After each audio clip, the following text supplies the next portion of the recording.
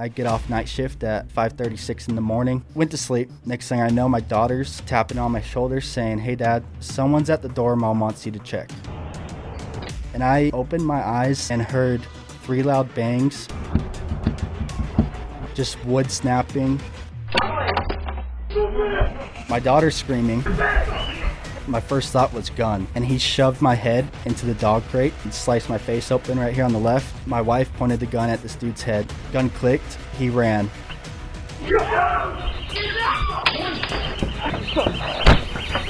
Holy shit.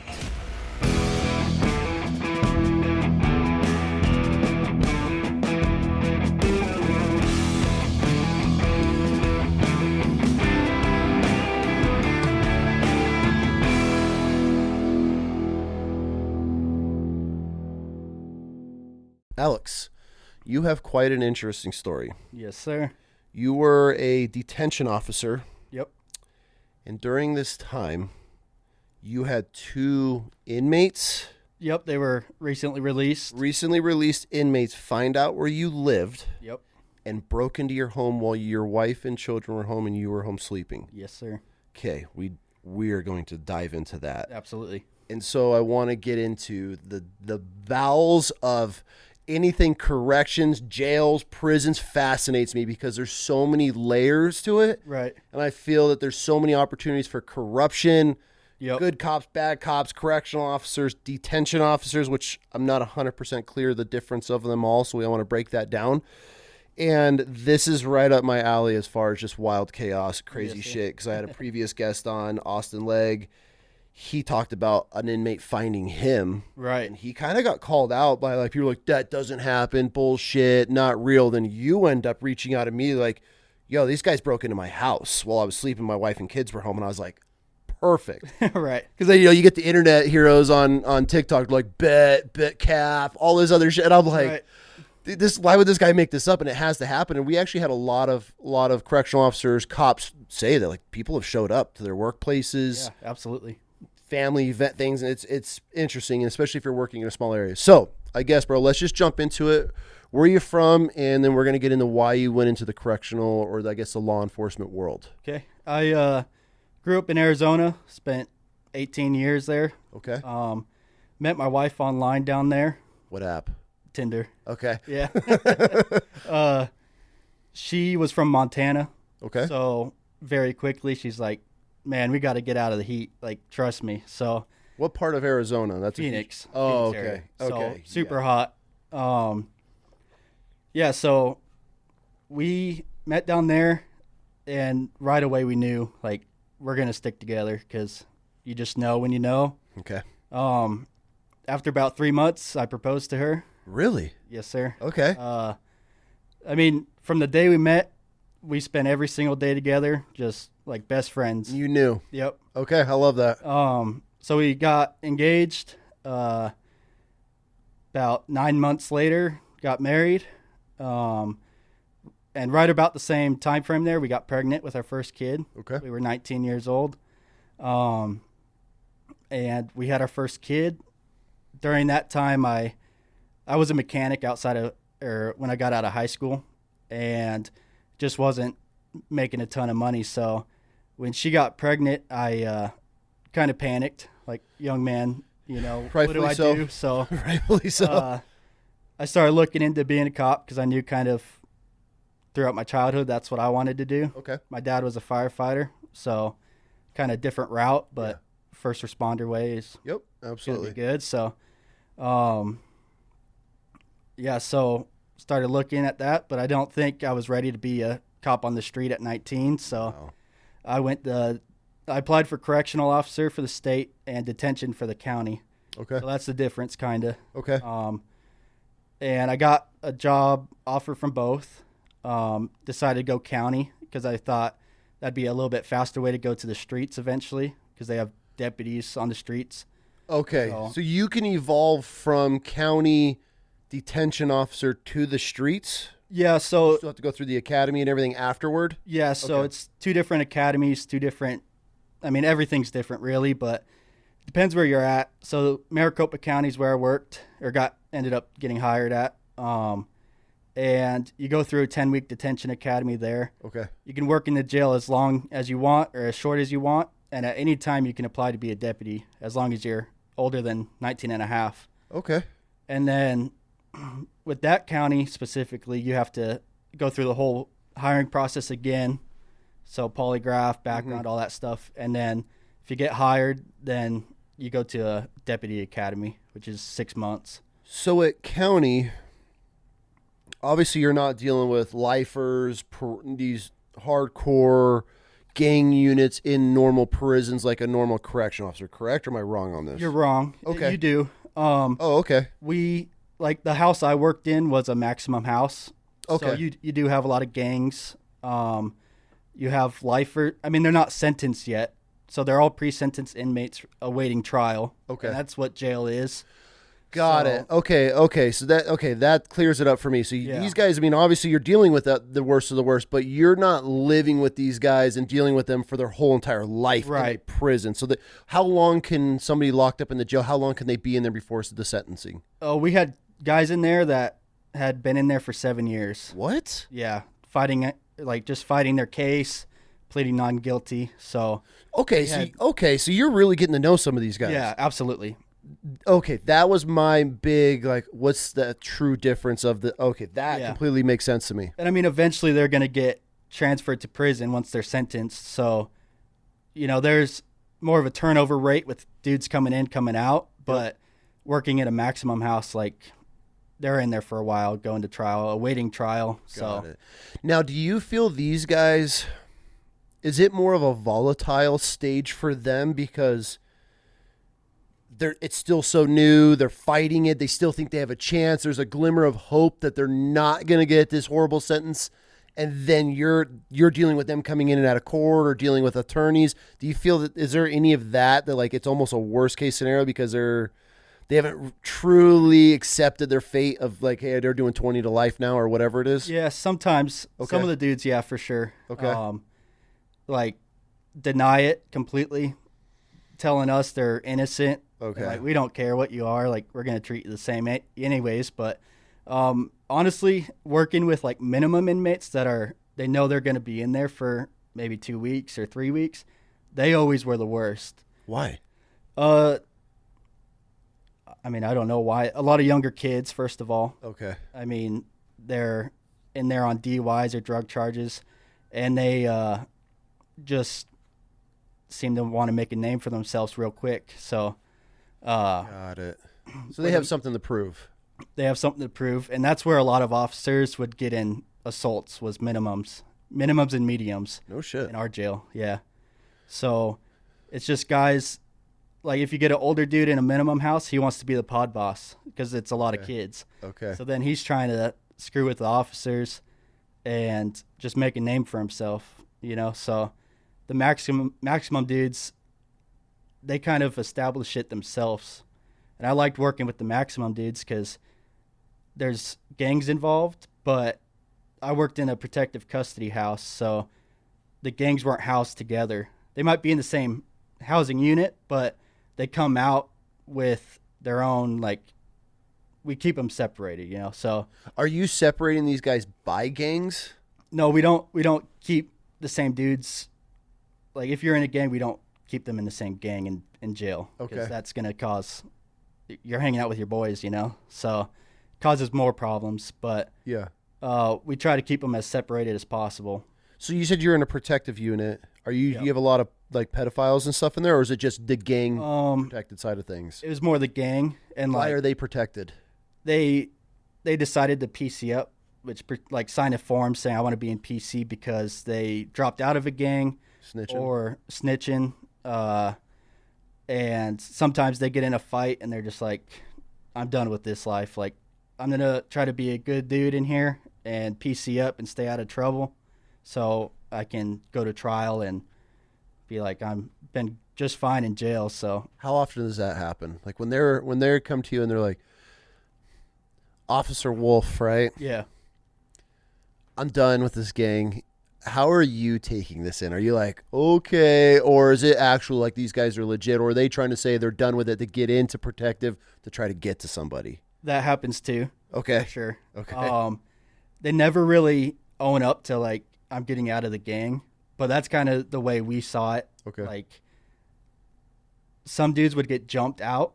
So like other gang members or their own gang would beat them up and they'd PC up to go to protective custody house so that they can be safe and like just ride it low, you know, like stay out of trouble there. So they didn't really admit to it, but but you know what's going on. Usually like the younger dudes that were in gangs that got beat up, they would stay in there, like be a man about it, stay in the gang, you know, like prove themselves. But some of the older dudes, they didn't want to be a part of it anymore. They're just over it. Yeah.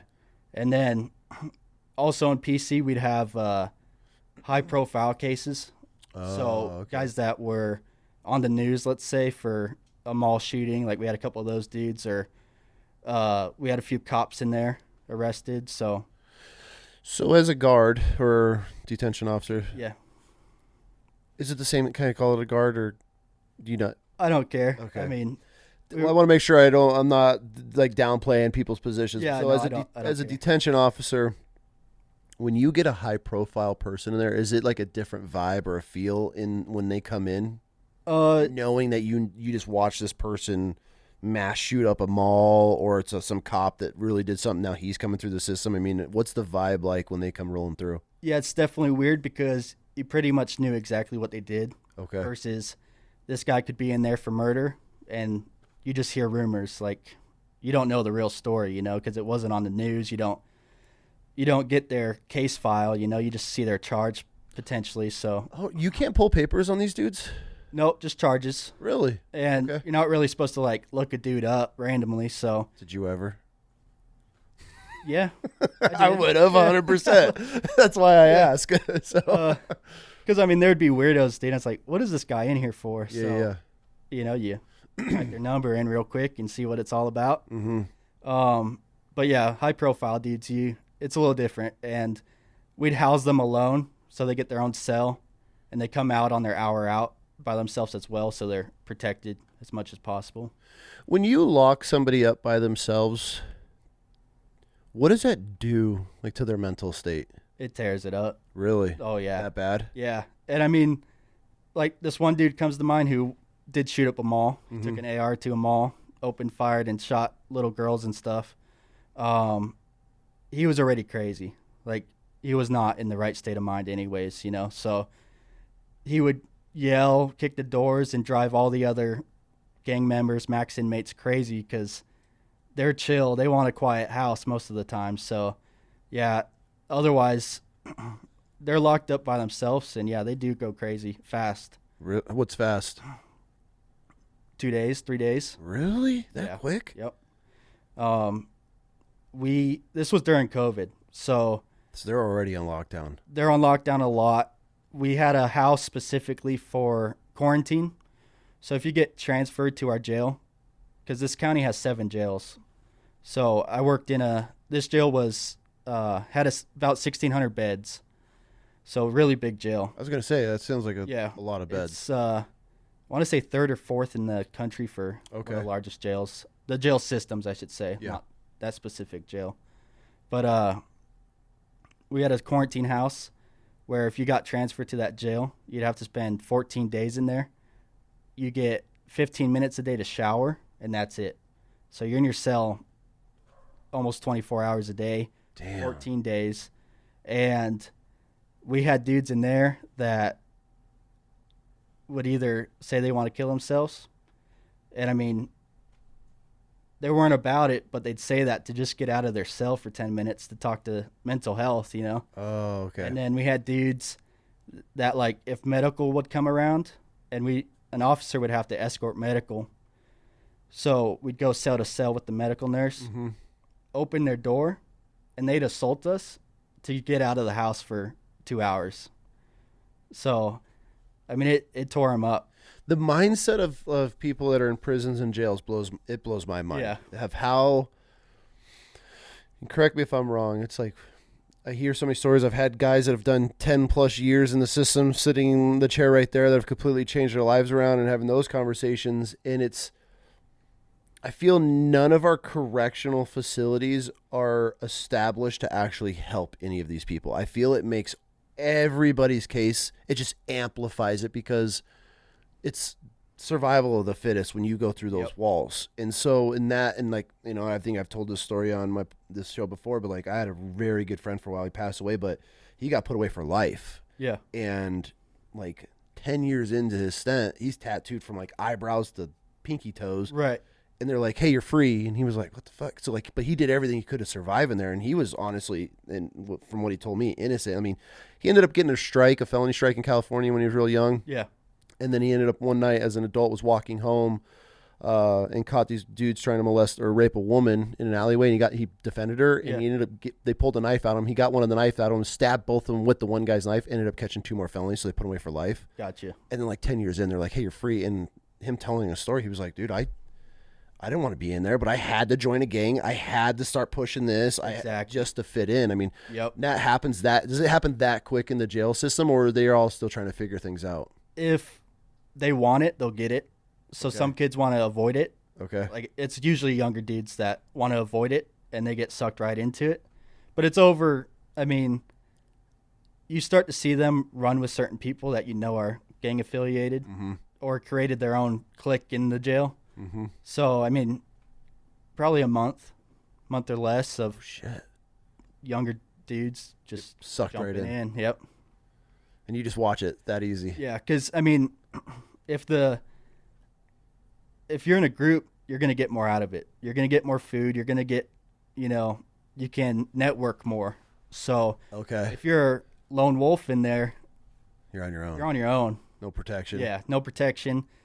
It's just going to be harder. So it's way easier to just jump in with the other guys and eat with them and, get more canteen, like the store stuff that they buy. Mm-hmm. So, yeah,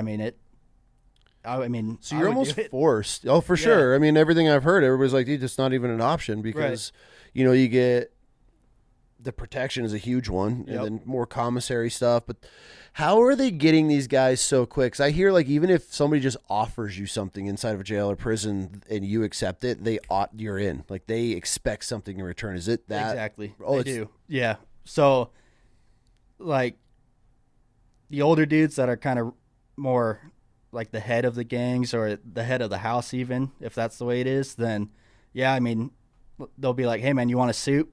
Give them a soup. And then 2 days later, hey man, I gave you that soup.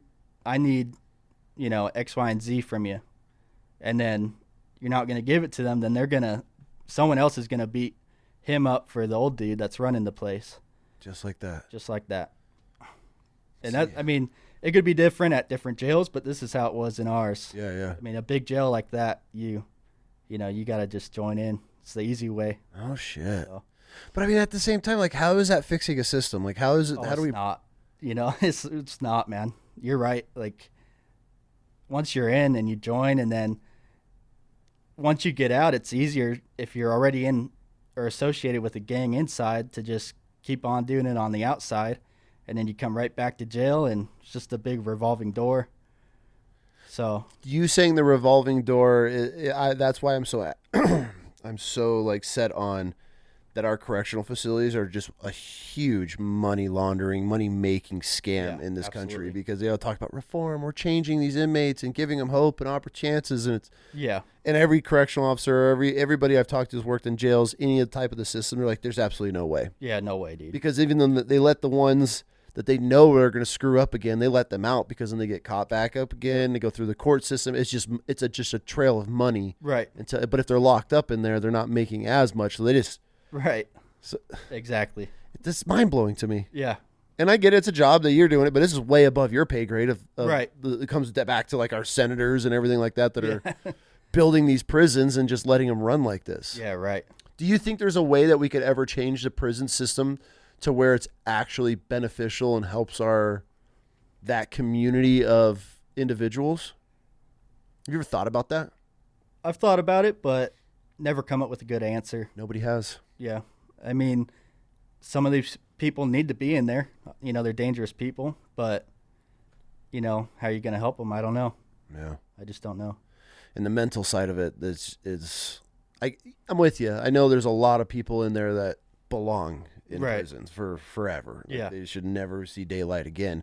But then I feel like the kid that gets caught with like a gram of coke in his car, and then he's in the system, and you see that, and these guys are just plucking these kids out into these gangs, and it's like, well, you just had some kid that could have just had a shitty run, scared the crap out of him, and then straightened him up, and now he's in the system, and now he's getting pulled into a gang, and now he's committed. Yeah, and I think some of these kids would get 2 weeks for a drug charge or something, and they would get out quick, and it was like they didn't learn anything from it. Mm-hmm. You know, it was too easy. Mm-hmm. 2 weeks isn't too bad, so they're going to do it again just like that. You'll see them again in 3 days, you know. So, see, I wonder if it almost should go to, I don't know how it would work, like with our judicial system and laws, but let's say it was like everything. If you got caught for something, mandatory. It's that, you know, that's your stint you're doing. A minimum, or not a minimum. There's no minimum or maximum. It's like, okay, you got caught for this violation, that's 60 days. You got caught for that. So then it's like, and then it's just quick process. Yeah. As soon as you're found guilty, cool, and then that's your time. And then you're done, but it's what's happening during that time is what people are adding more points on, which is extending time. Exactly. And it just starts snowballing from there. And before you know it, some kid that might have gotten 9-month jail time or prison time, now he's looking at years because he had to carry out some fight or beat up a correctional officer to get into a gang or whatever they're told they have to do. And so now it's like, okay, we could have had this kid out of the system in 9 months.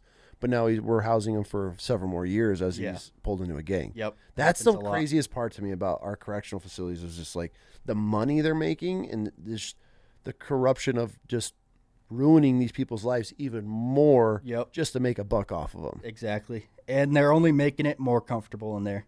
I've heard this. In our jail, the sheriff at the time bought them all tablets so they can read books, play games, video call people, listen to music. I mean, it's like having a cell phone almost. Like they have to pay for games and pay to video chat as far individually they have a tablet? Every inmate has a tablet.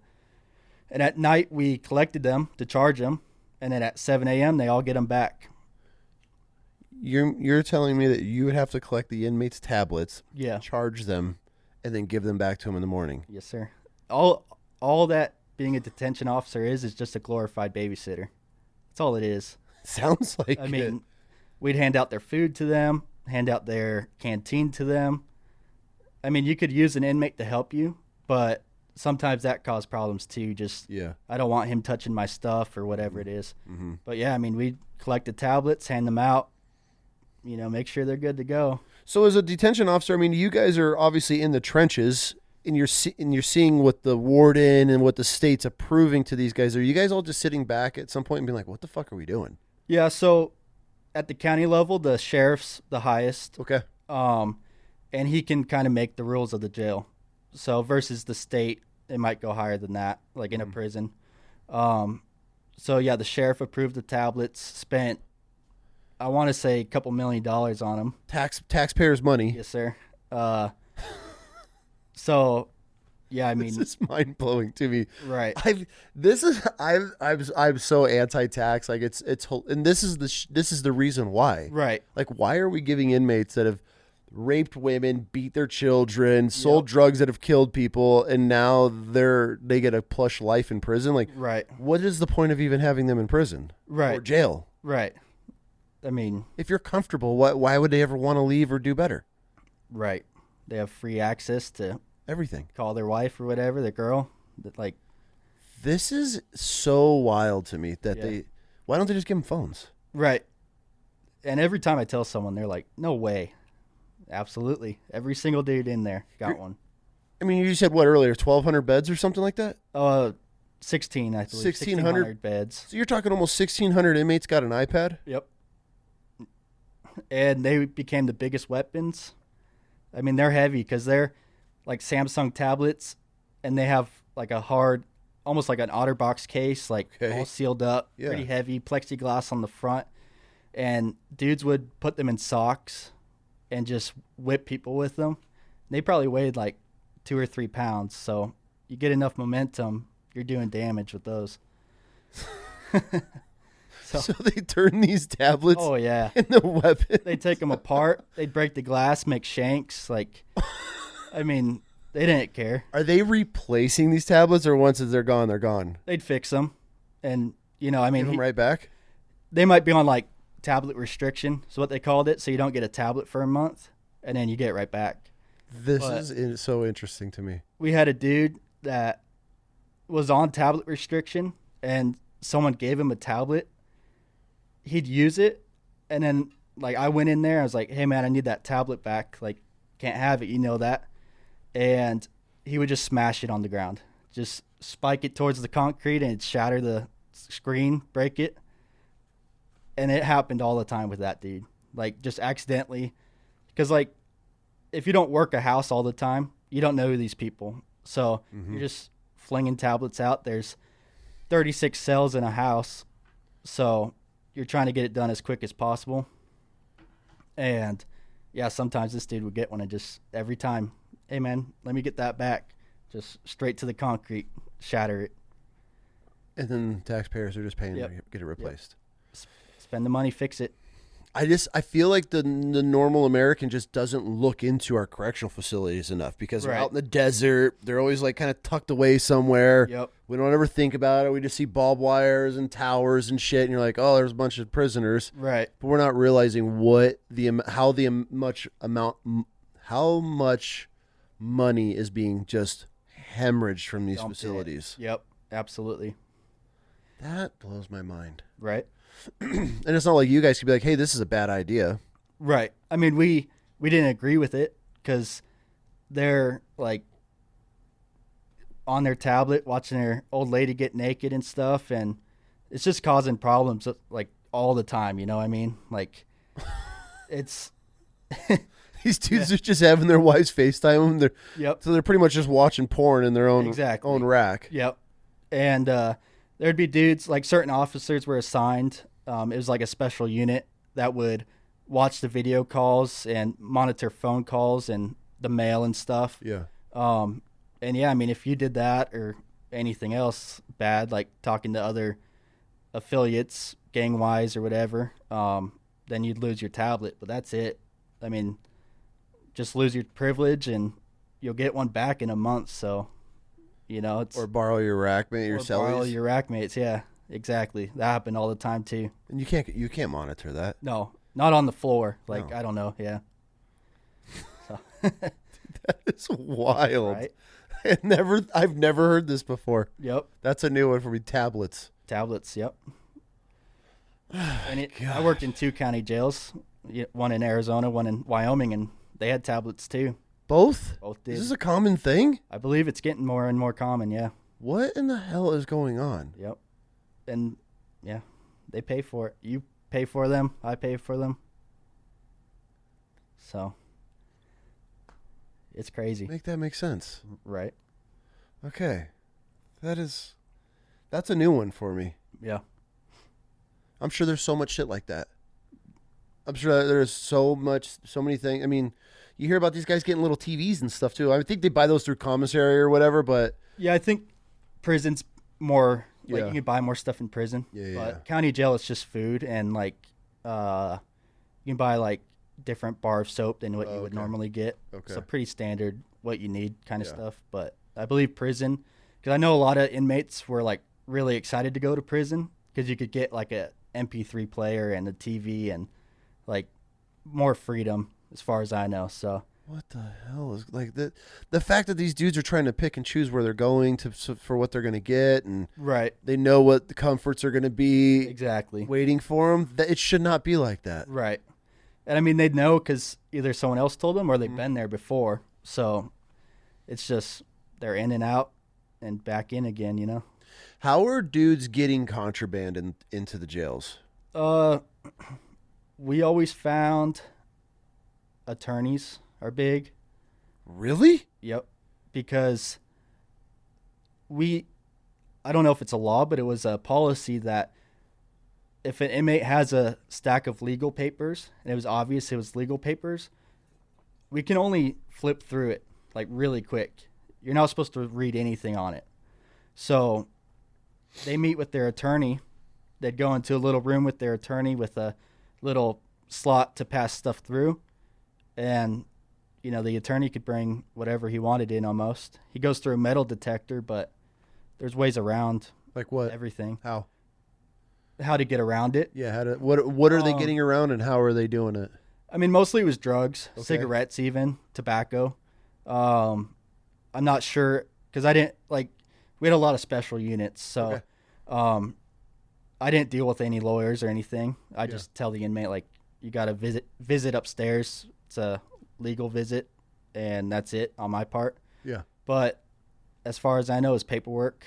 They're just sliding it inside of there? Just sliding it in. The fact or that whatever. attorney's going to risk everything for an inmate. Right. Also, compromised nurses. Nurses were our next biggest one. Interesting. Because officers and nurses, they just walk straight into the jail. You scan your ID badge, go through the Sally port, and you're in the jail. So, like, we weren't even allowed to have our cell phones with us, but everyone did. Okay. So they don't check that stuff. And nurses would bring whatever in, you know. I mean, they would mostly bring sometimes a cell phone for them.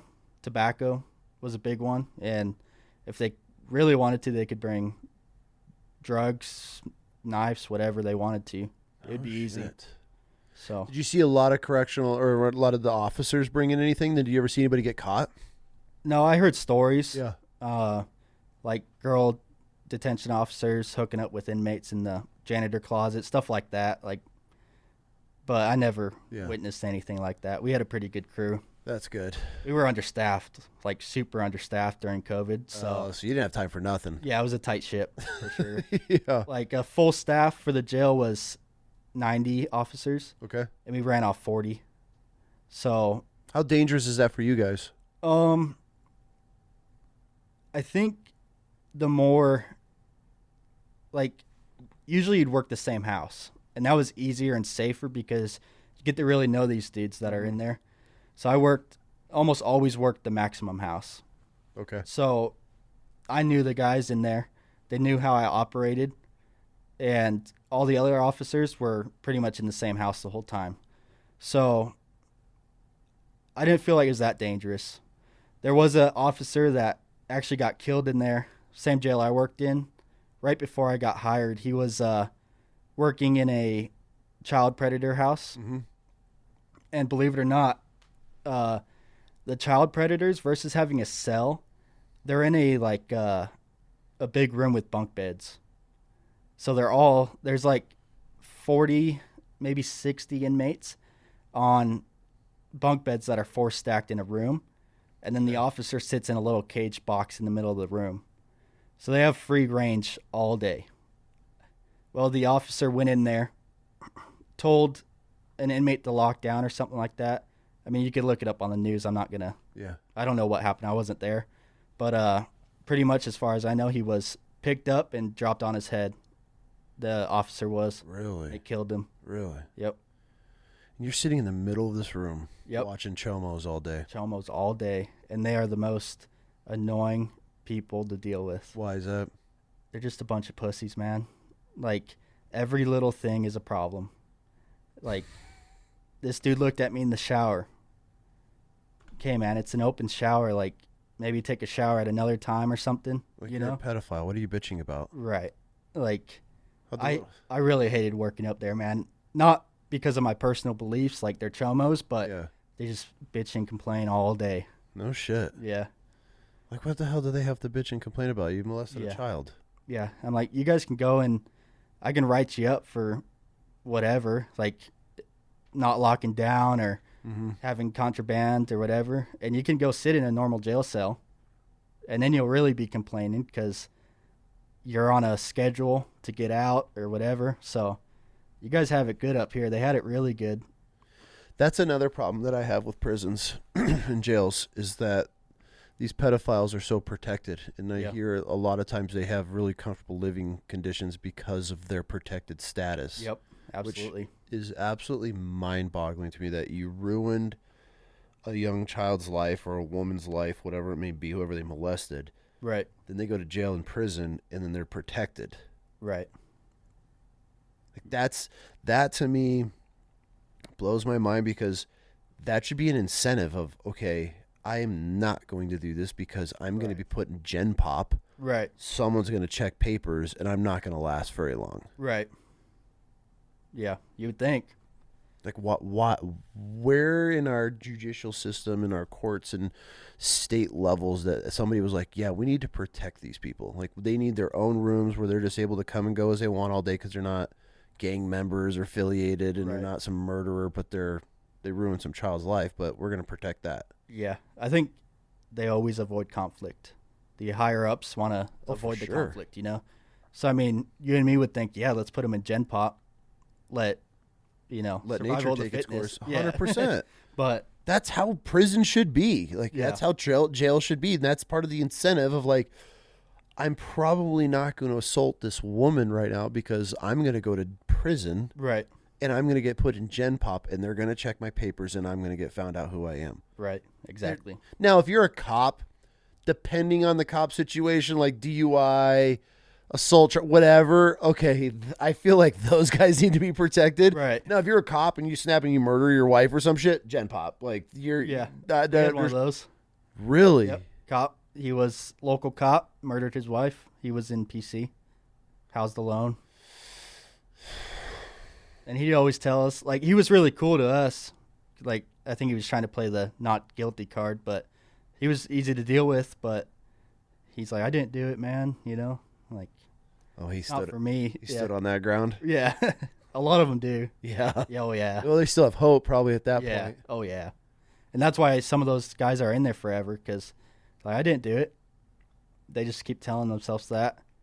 Some guys will be like the guy who did the mall shooting. Mm-hmm. He'd ask me all the time because, like I say, he's kind of crazy. Like, do you think it's right what I did? Like, no, man. And just keep walking. Like, you really shouldn't get into it with them about their cases, you know? For sure. But, yeah, I mean, a lot of dudes just not guilty all the way through. Spend a bunch of time in there fighting it and guilty. Go to prison. Yeah. Was there ever any that you saw found not guilty and you were like, oh, no shit? There was guys in there. I don't know how they got released, but they would get released. Okay. I have no idea how. Yeah. But it was surprising because I'm like, you were acting all hard in here. I really, my opinion was you definitely did something bad, but release them to the streets. They snitched. Yeah, something. Yeah. Yeah. For sure. Yeah. You just happened to get released. Yeah. Okay. Yeah. 100%. 100%. Yeah. When it comes to other correctional officers, I feel there's two types, maybe three types. There's the very by the book. This is my job. I've talked to everybody the same. I treat everybody the same. No ifs, ands, or buts. This is how I'm going to be. And then I feel there's these other correctional officers that are build more relationships with these inmates. They get to know them. Then that kind of leads them into, I don't want to say getting corrupted, but I think eventually down the line it just happens very organically because the prisoners are just studying you the whole entire time. Yep. Do you disagree with that, or do you see, like, because I know that then there's the officer on that route as well, the one that kind of does their own thing. I feel like a lot of times those are the dudes that are assaulting people for little things and like taking that badge and that power to the next level. Right. Did you run into a lot of that? Not a lot. A lot of us were buddies. Like, Okay. we became buddies. So we ran close together, and I think we all did a really good job. But there was a couple guys, like this one guy I went to the academy with. And even in the academy, like, we all became buddies. But there was a couple girls, couple dudes that you could just tell they're going to be hard asses in the jail. Okay. And that's not what you want to do, because you're going to get assaulted or taken advantage of. And that's exactly what would happen. No one wanted to work with them because inmates would be like, hey, man, can I get a pencil? Next walk, hey, man, can I get a pencil? And they're only allowed one pencil. But this guy's like, sure, man, like one pencil. Next day, another pencil, let's say. And then he'd do a cell search and take all of his shit. Like, all the contraband. Okay. So, I mean, they were scared. I think some of them were scared.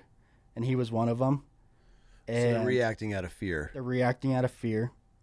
Very power hungry because they're scared. Mm-hmm. So if I did a cell search, I'm going to respect your house because that's their cell. Yeah. So I'm not going to just rip your shit off your bunk, make a mess. And, I'm going to try to put everything back normally as best as I can. Okay. If I know you, I'll probably not cuff you up. I'll just let you go sit at the other side of the table, kind of keep an eye on him. Like, they're good to go. But, like, for instance, this dude would go in a cell and just destroy it. And you're making you're putting a mark on your back. Exactly. And at that jail, we didn't wear any sort of stab vest or anything. It was just a button-up T-shirt, normal uniform. This guy wore a stab vest. Like, he was just, he'd always tell the inmates, my wife makes me wear it. Like, dude, come on. Like, you're just big red X on the back of your, on the back of you. Well, you also have to think that inmate has nothing to do but think and plot for 24 hours a day. Exactly. And if you go in there just pissing on everything and tearing it up, and I'm sure some dudes probably deserve it, like the chomos section and shit like that, but you got some OG sitting in there and you go in and just trash a shit because you're a new officer on the block. Yeah, you're screwed. You're done. Yeah. Oh, yeah. Because that's where that fine line of respect inside the walls has to be matched, because you at the same time, I mean, you got to protect yourself, and if you're in there just trashing everybody's cell. Yeah. Not good. Yeah. I mean, that's got to be scary. Like, how do you not process that? And these dudes are doing this? Right. Oh, yeah. Yeah. Definitely a few officers were doing it constantly. And like I said, no one wants to work with them because if he gets in a fight, I got to save him too, so absolutely. I mean, no problem with getting into fights, but if you can avoid it for something stupid like that, then do it. That's a completely avoidable situation. Right.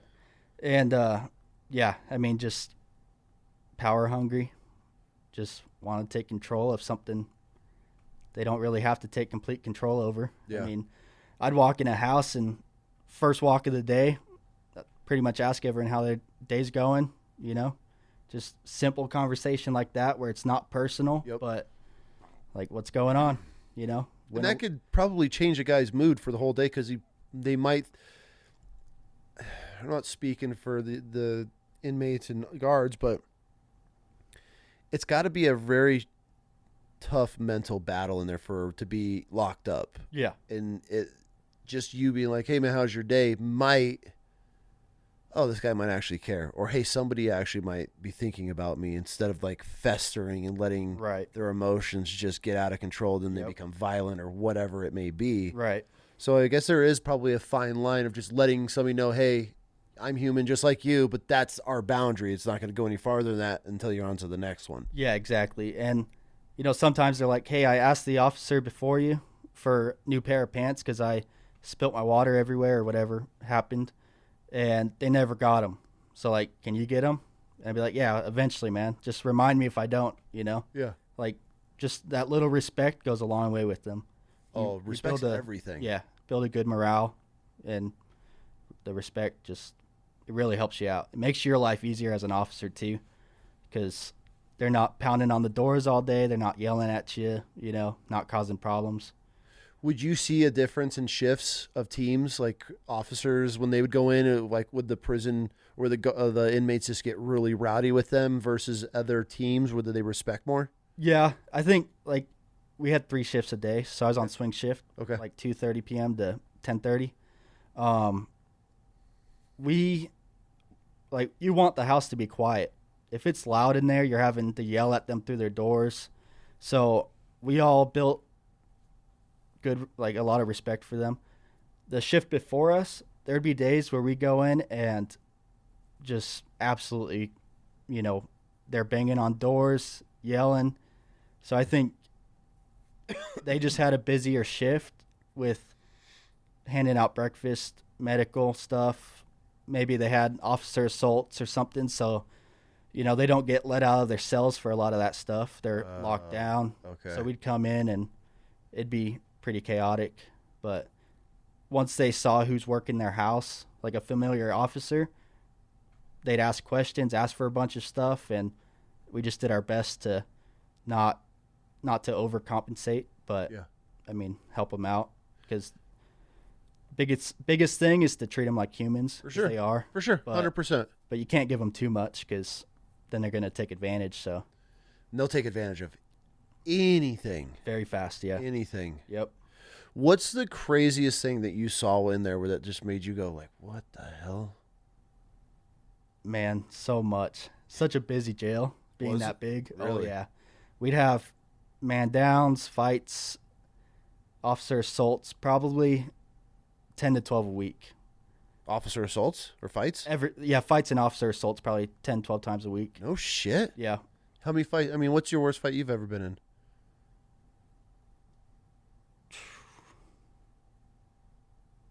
Damn, you got to Gosh, think dude. about it. I mean, yeah. Seriously. I'm trying to think. Did you ever have anybody pull a weapon on you? Broomstick, but he ended up dropping it because I Okay. pulled my taser out. Okay. So that's the only weapon. I mean, it's considered a weapon if he's willing to use it as a weapon, Yeah. right? Yeah. Well, craziest thing that comes to mind is we had this dude in there locked up for doing a drive-by shooting. Mm-hmm. He shot up a car when it pulled up in the driveway, and there was a little girl in the back seat who got shot and killed. So he's locked up for murder. He was PC'd up because it was a big case, and one of the dudes in his hour out group, because they come out in like 6 cells at a time, so there's 72 inmates in a house, and there's like 8 dudes coming out at once. So one of the guys in his hour out group found out the name of the girl who died and realized it was his cousin. So the guy who shot her was upstairs, because it's 2 tiers. Mm-hmm. There's like 18 cells on the bottom, 18 on top, so 36 total. He was upstairs showering. This dude went in, grabbed him out of the shower naked, and threw him off the top tier head first. And we thought he was dead. Like, he wasn't breathing, nothing. His face was just destroyed. And probably 3 or 4 weeks later, dude, he comes back. What? Like, face all bandaged up and stuff. He lived through it. We seriously thought, like, because it's like, gosh, over the railings, probably 16 feet tall. So he fell 16 feet on his head. On a concrete floor. Yeah, blew his face apart, right? But he came back. Oh shit. We had a fight I got into was in a minimum house, and I took a guy in, like, obviously was coming off of drugs. Or when you come off of drugs, you get housed alone Okay. for a little bit, it's detox. Then once you go to Gen Pop, which could be 4 days later, a week, I don't remember totally. Took him in Gen Pop with his bedroll, which is your mattress, sheets, blankets, like your standard issued stuff. Showed him to his cell. Came back for my next walk. He's like, "Hey man, I don't have any blankets, no sheets, nothing." Like, dude, I just gave them to you. Yeah. Like, where the hell they go? Walk upstairs and I see them on a bed, on a perfectly made bed with a fresh set of blankets and sheets on top, folded perfectly. Like, man, I know exactly whose cell this is, but I'm going to take him and give him back to that other dude. I walk down the stairs, and this tall black dude's like, "Man, why the hell are you taking my sheets? Like, these aren't your sheets, man. They're that dude's." Like, either way, you can't have 2 sets. Yeah. So I have him stacked like this, and he reached for them. So I shoved him back, and he swung at me, missed, and I just shoved him onto the ground and put him in handcuffs. Like, that was a pretty mild one. Yeah. But, I mean, officer assaults, pretty standard like that. Okay. I responded to a bunch of them of, you pop a cell door, inmate just runs out, punches the officer, and goes back in his cell. Like, Just for no reason. just for no reason. Like, to get out of there or something. I don't know. Just build some adrenaline. The trays we served dinner on were like 3 inches thick, pretty heavy. Why? I don't know, man. Like, I feel like that's not a smart decision. Immediately. Exactly. Those were weapons too. Yeah. How heavy are they? Probably like 1.5 pounds. I mean, heavy enough to do some damage. Yeah. All the time, guys would throw them. Like, that was they like to do that. Just frisbee them across the house. Like, whatever the hell they wanted to do. I had one of my buddies on shift got into a fight with an inmate, and he was using the tray as a shield. And the officer went to swing at him, hit the tray, and snapped his arm. Like, fractured both bones in his arm. All off of a food tray. All of a food tray, yeah. Dude, people that work in the correctional facilities, like guards and officers, are gotta be some of the wildest human beings to me. Yeah. To deal with the worst of the worst every single day for like, I had some guys reach out. They said they got paid pretty well, but I would say for the most part, like dog shit pay. Yep. And you're just dealing with just scum all day, every day. I know there's some really good dudes in there who made some mistakes and they got to do their time now, and they're not there to hurt anybody. They don't want any problems with anybody, but there's a huge majority of them that are there every day just to try to hurt somebody or ruin someone's day. Yep. We had a guy who was in a quarantine pod. Okay. I wasn't working the house, but I was on the same level. Mm-hmm. So pretty much like the house next door. The officer came out. He's like, "Hey, I got this guy barricading in his cell." Well, we all go in there, and he built a hammock out of his sheet and tied it off the top bunk down to the toilet, and he was laying in it, so it like closed up over him, like tacoed over him kind of. Yeah. So we don't know if he's in there hurting himself. He's talking to us, so like that's good. He's breathing, but he won't come to the door. So sergeant came. He's like, "Let's do a cell extraction." In order to do a cell extraction, you need a mental health nurse to sign off on it. So, and this is just our policy at this jail. So mental health would come in, say, "Hey, sir, would you come to the door to have a word with me?" Of course, they'd say no, screw off, whatever. Mm-hmm. So we got our team together, which I think the correctional officer explained it well, where you have a guy, like we had a guy up front with a shield, like a riot shield. Second and third guy do the arms, left arm, right arm. The other next two guys do the legs, left leg, right leg. Then we had a guy in the back with a taser. We had the video record it, and then a sergeant and the mental health nurse had to witness it. Just to get somebody out of their cell. Just to get someone out. And that's just to, like, cover your ass. For sure. That's all it is. So we tell him we're coming in.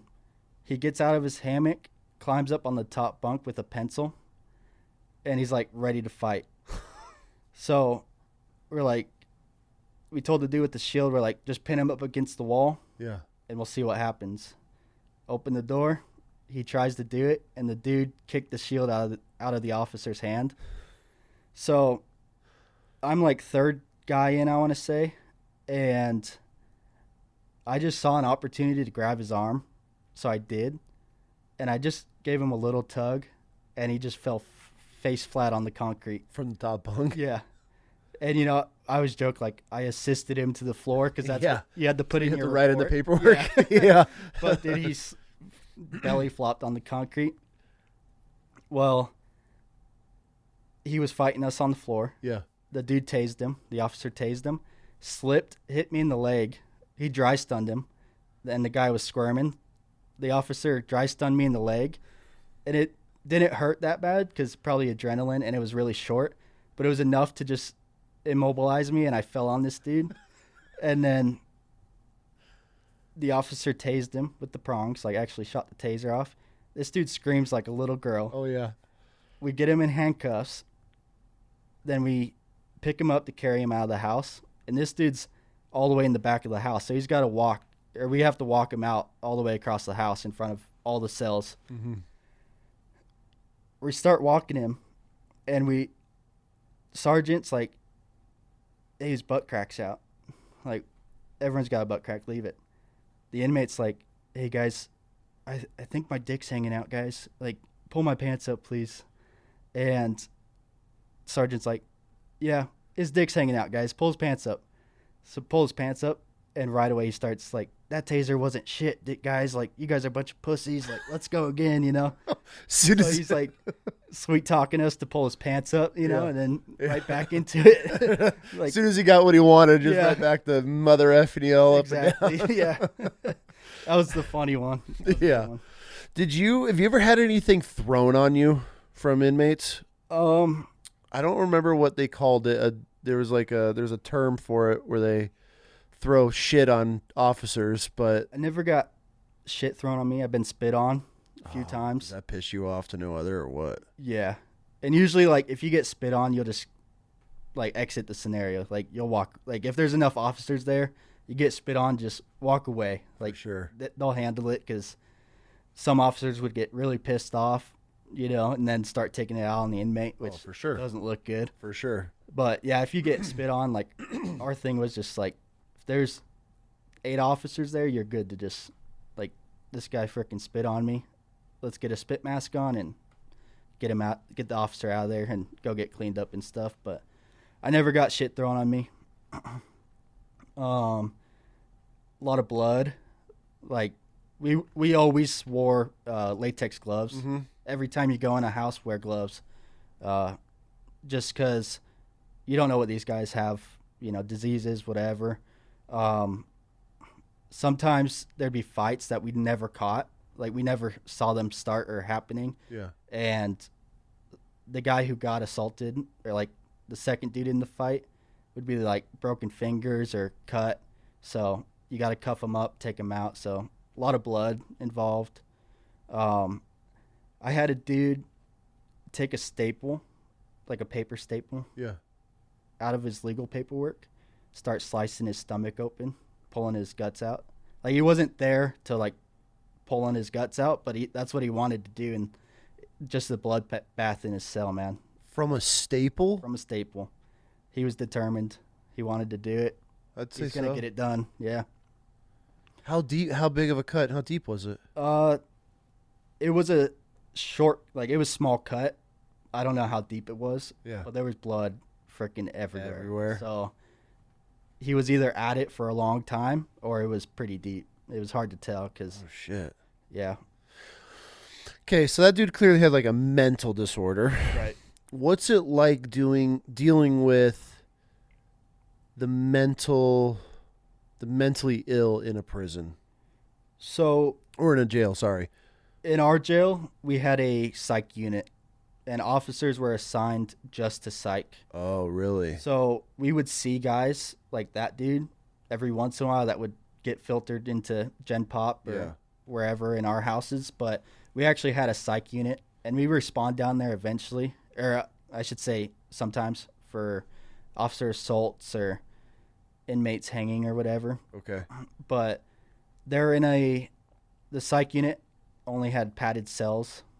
Their toilet was a grate in the floor, and they wore a suicide jacket. So all they can do is like shit on the windows and stuff, and they do that all the time. Like, you'd go down there, the windows are brown and there's piss everywhere. So, and you walk through the house and they just start yelling stuff at you, like random crazy stuff. Is it sad seeing that? Sometimes, yeah. Yeah. I mean, I think when you go into jail, like, as an officer, you kind of put your blinders on, you know, and kind of you're there to do a job. And, like, none of that stuff, like the dude with the staple, none of it bothered me after. Yeah. It's just, like, on to the next thing. And your buddies are there. Like I said, we all became friends. So you joke about stuff and everything else. So it was pretty, like, it didn't bother anyone, really, I don't think. Yeah, it's wild. I mean, you're describing the mental ward side of it. Almost sounds like dog cages. I mean, they're shitting in a grate in the ground. Yep. Like, that's wild. And then upstairs, the dude's got iPads. Yeah, exactly. Right. Jail is insane to me. Oh, yeah. What the different.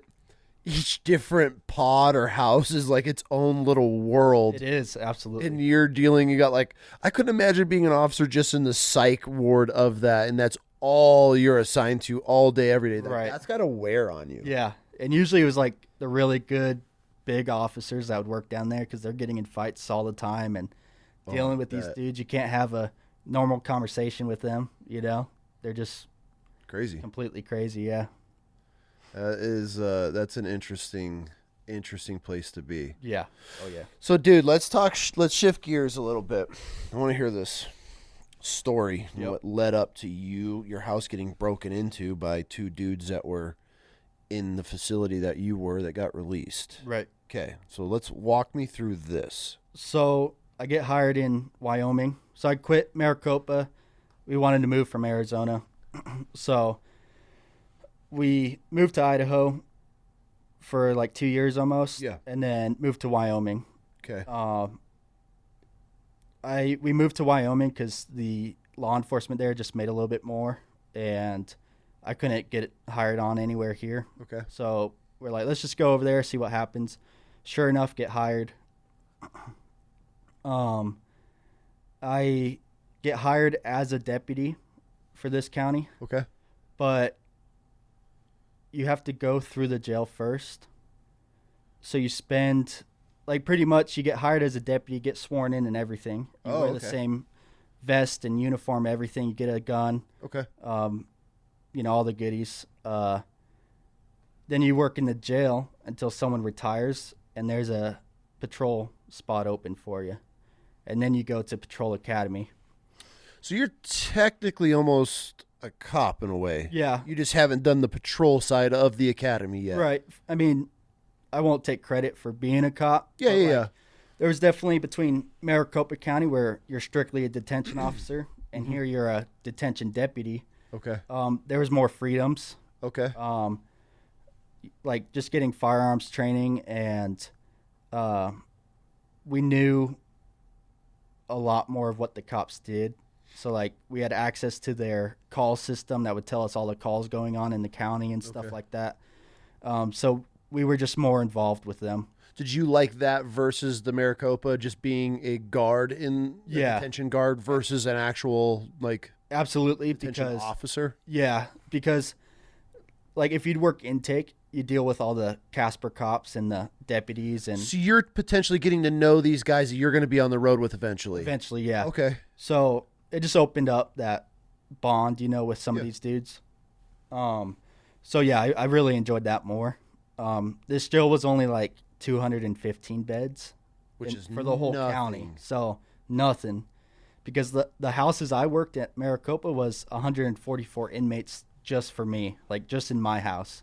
So what you went from handling at your own job, 140 dudes, whatever, and then you moved to Wyoming, and now the whole jail is what you used to run on your own. Exactly. So now you walk into this. I mean, did it feel good? Like, was it like almost a relief? Like, okay, I'm not. Like, what was the mindset shift between Maricopa and Casper? It was boring, man. Nothing was going on. Okay. Like, I started out on night shifts, and you do your, like, by law, you have to walk a house every 30 minutes to check on these dudes. Okay. And then you go sleep in the tower, like in the control tower. And then timer goes off, like one person stays awake. Go do your walk, come back. So you just do a 30-minute nap shifts throughout the night? Yeah, dude. Okay. We played board games. Like, I was like, this is the other place we're doing reports and all sorts of stuff in our free time, not playing board games. It sounds cool, but that eventually becomes horrible. You're your own prisoner at that point. Right, exactly. And that's what it felt like almost. Like, you know, just boxed up in a dark room with a couple other officers, like, having fun, but it's boring, you know? Like, I'm not here to play games. I'm here to make a difference, really, you know? Okay. So, real quick, it was like, this is... You know, I don't know. Like, I want to get out on the streets.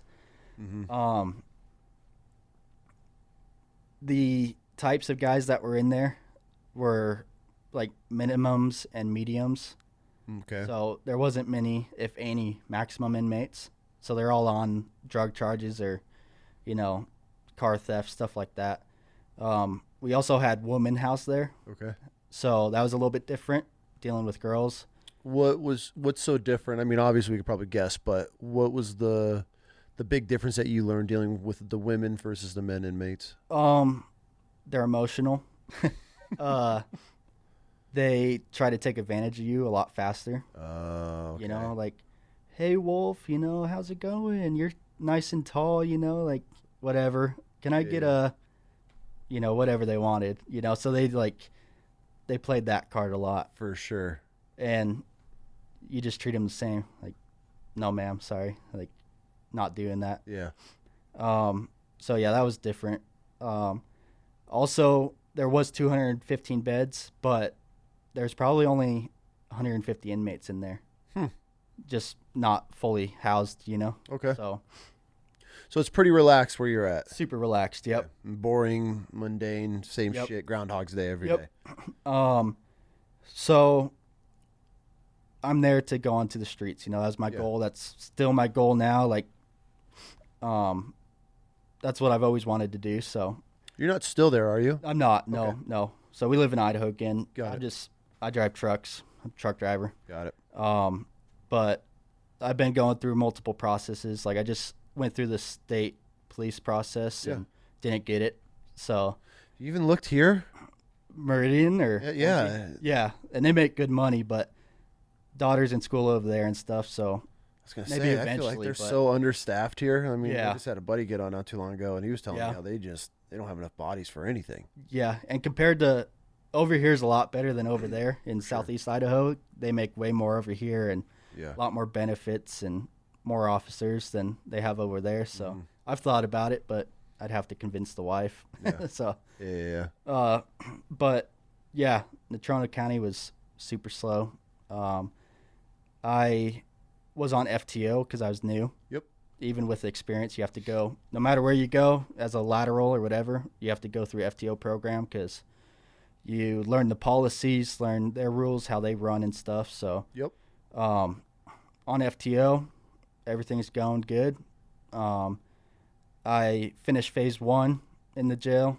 Phase 2 in the jail, you only work intake. So you're working intake, booking inmates, doing strip searches, pat searches, fresh off the street, stuff like that. Did you ever find anything with those guys? No, man. Really? Nothing. Officers did a pretty good job cleaning it all so. up? Yeah. Okay. There were stories of, even like at Natrona County, there was a story of a gun getting through an officer into the jail. And they found it in his pants, baggy pants. They found a gun. No shit. That's scary. Right. So, and some of the cops just become lazy or busy. Complacent. You know? So, complacent. Yep. Mm-hmm.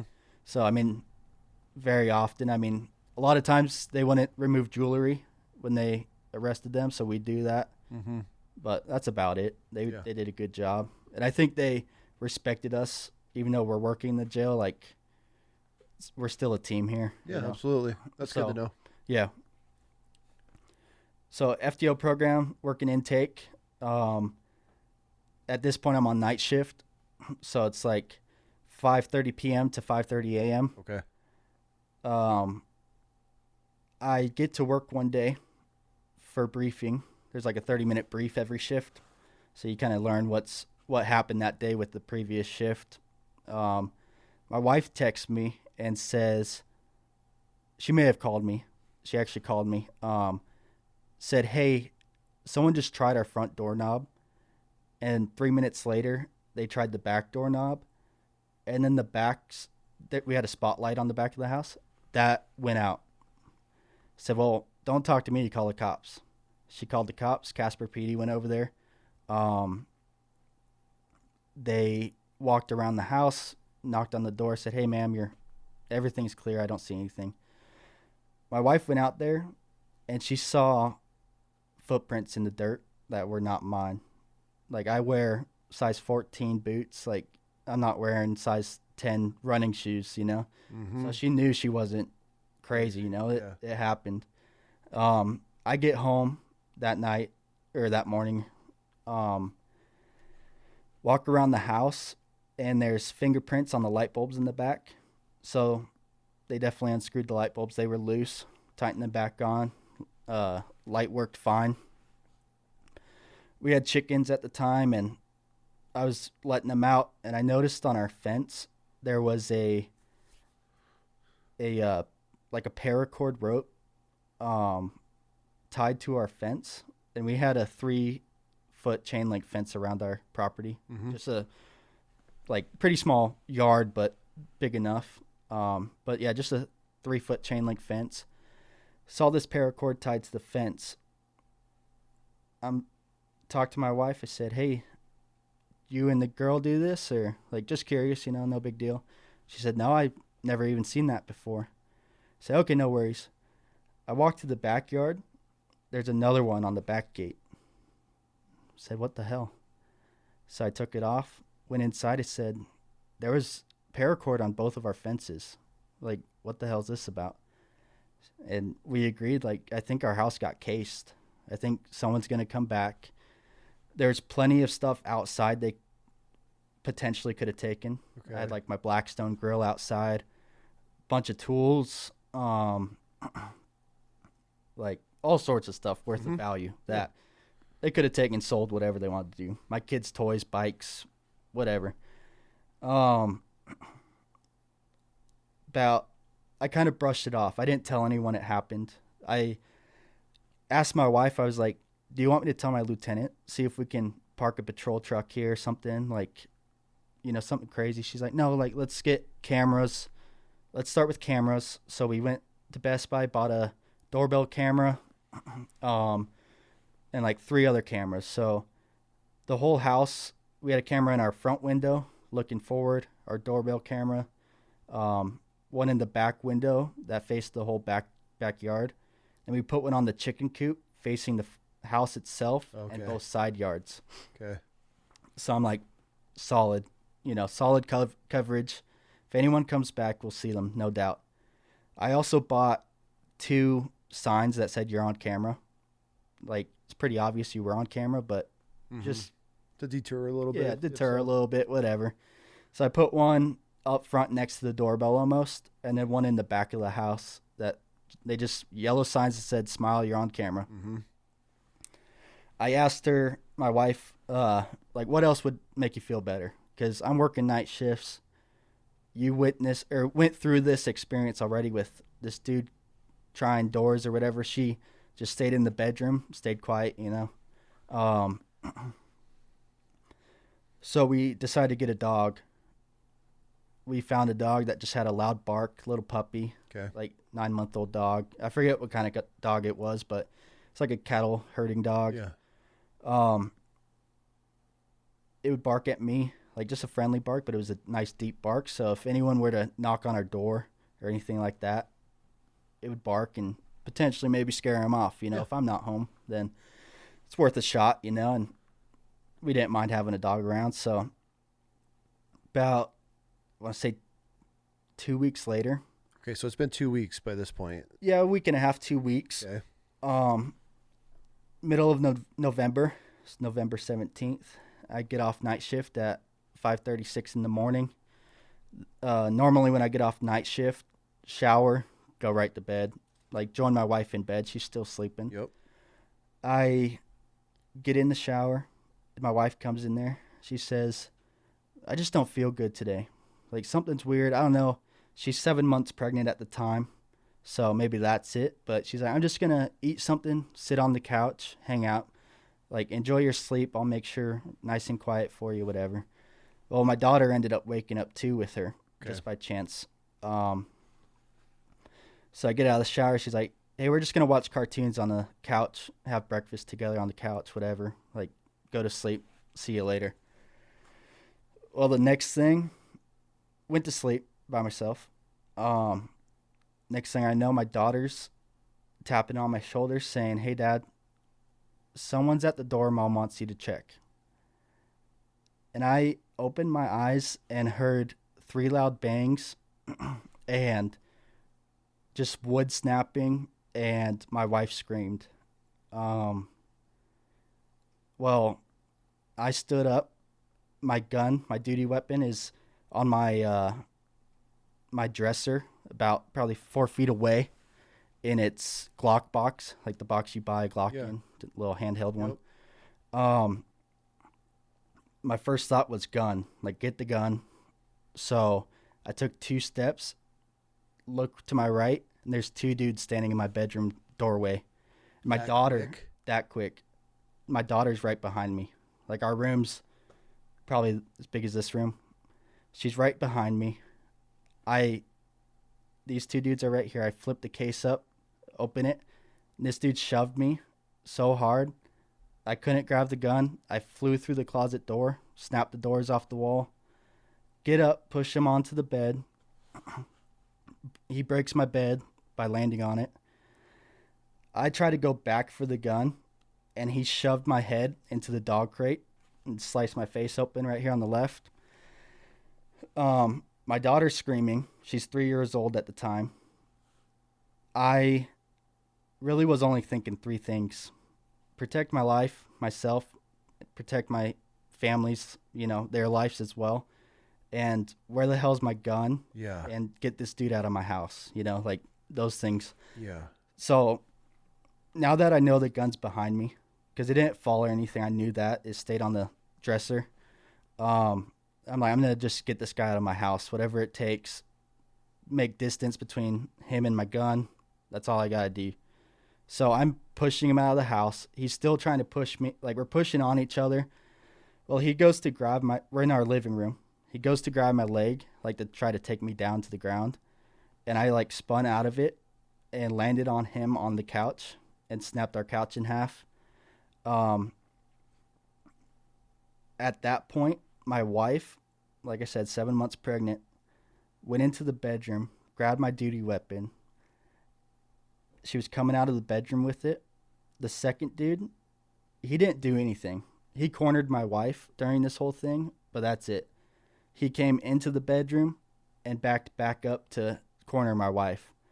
He didn't put hands on anyone. He's not the one who kicked the door in, but he was still there. He's in your home. Yeah. And my wife pointed the gun at this dude's head, and this is her story at this point, kind of, but she pointed the gun at his head and pulled the trigger. Gun did not go off. Was there a round in the chamber? There's a round in the chamber. Gun with the duty rounds, the good ones. Mm-hmm. Gun clicked. He ran. He jumped over the 3-foot chain link fence and ate shit on the sidewalk. This dude, we kind of shoved each other off, like shoved each other away from each other. And he walked out of our house like he was just buying a soda pop at the gas station. He gave no shits. Like super slow. He walked out the front door, cut a right, went around the house, down the side yard, stepped over the back fence, and walked down the alleyway. Like he did not care at all. Holy shit. My wife, I take the gun from my wife, rack it, get a new round in there. And honestly, kind of stupid, but I didn't know where my daughter was. I knew she was in the back of the house, which is secure, but she's still in the bedroom at that point. My wife calls 911. I got the gun. 911, she says, hey, 2 dudes just broke in my house, assaulted my husband. Like, we need help. Here's our address. She's like, okay, any weapons involved? My wife says, yeah, husband's got a gun. She's like, okay, please lock the gun up, put it away safely, please. I was like, girl, I'm not putting this away. I'm sorry. And my wife's like, yeah, he doesn't want to put it away. He's a off-duty deputy. Like, he's good, Like, we don't know where these guys went, and we're scared, quite frankly. You know what I mean? So, she just asked that I put it away when the first cop gets there. Said, that's fine. First cop gets there. 3 more cops get there. And before you know it, man, like there's 20, probably 15, 20 cop cars outside of our house.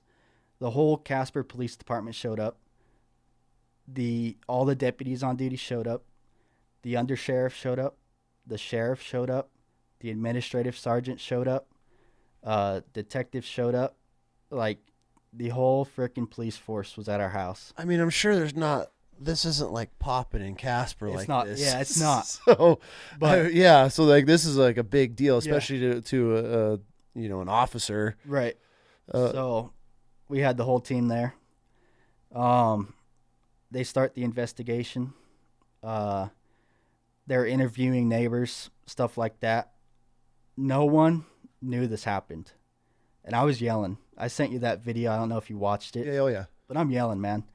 And I'm telling him to get back during this whole thing because that's just police training. When you're in a fight, you use verbal commands. And, like, that's just what I learned in the academy. Okay. Like, you watch cop videos in the academy. They're always saying almost like, get back, get on the ground, whatever. So that's you what I was did saying. Revert to your training in this Right away. Okay. Yep. From dead sleep to I'm in a fight, training kicked in right there. Those lock boxes. Yeah. I don't know how yours was. Was it the finger code one? You push the button combination, or was it already unlocked? You just had to flip it open. So this was just the manufacturer gun box from Glock. Oh, So okay. like the one if you go buy a Glock at the store, they give you a nice. I mean, it's pretty nice to me. Black. Case. Okay. So that's all it was in, because this is a agency issued gun, and I just got done with like qualification or something, so I was gonna clean the gun. Yeah. So I just put it in the case, left it there. My daughter wasn't able to reach it or anything like that. Well, the reason I asked that was because I wanted to know in a real world scenario how your motor skills were able to, like, because I see those things, and like, oh, they have their certain combos that you remember. That was what I was curious about, because I wanted to know, because obviously all motor skills are maxed, adrenaline is maxed, and I wanted to see if it was actually you were able to open that. But did you have, because those have two locks on them, like the little plastic lock. Yep. Were those locked, or was it already unlocked and you just flipped it open? I had to unlock it, like flip them up. Okay. And I opened the case because it's kind of one motion. Yeah.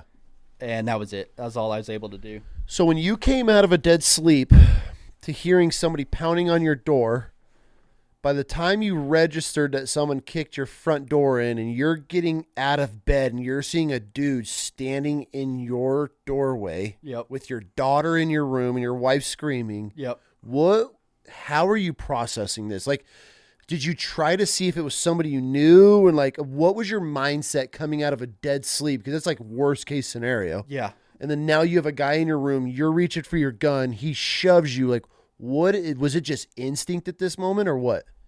Yeah, it was like instant threat. Okay. And my wife, just to be clear, because she's going to watch this, wasn't screaming. She was just saying, like, Alex, get up.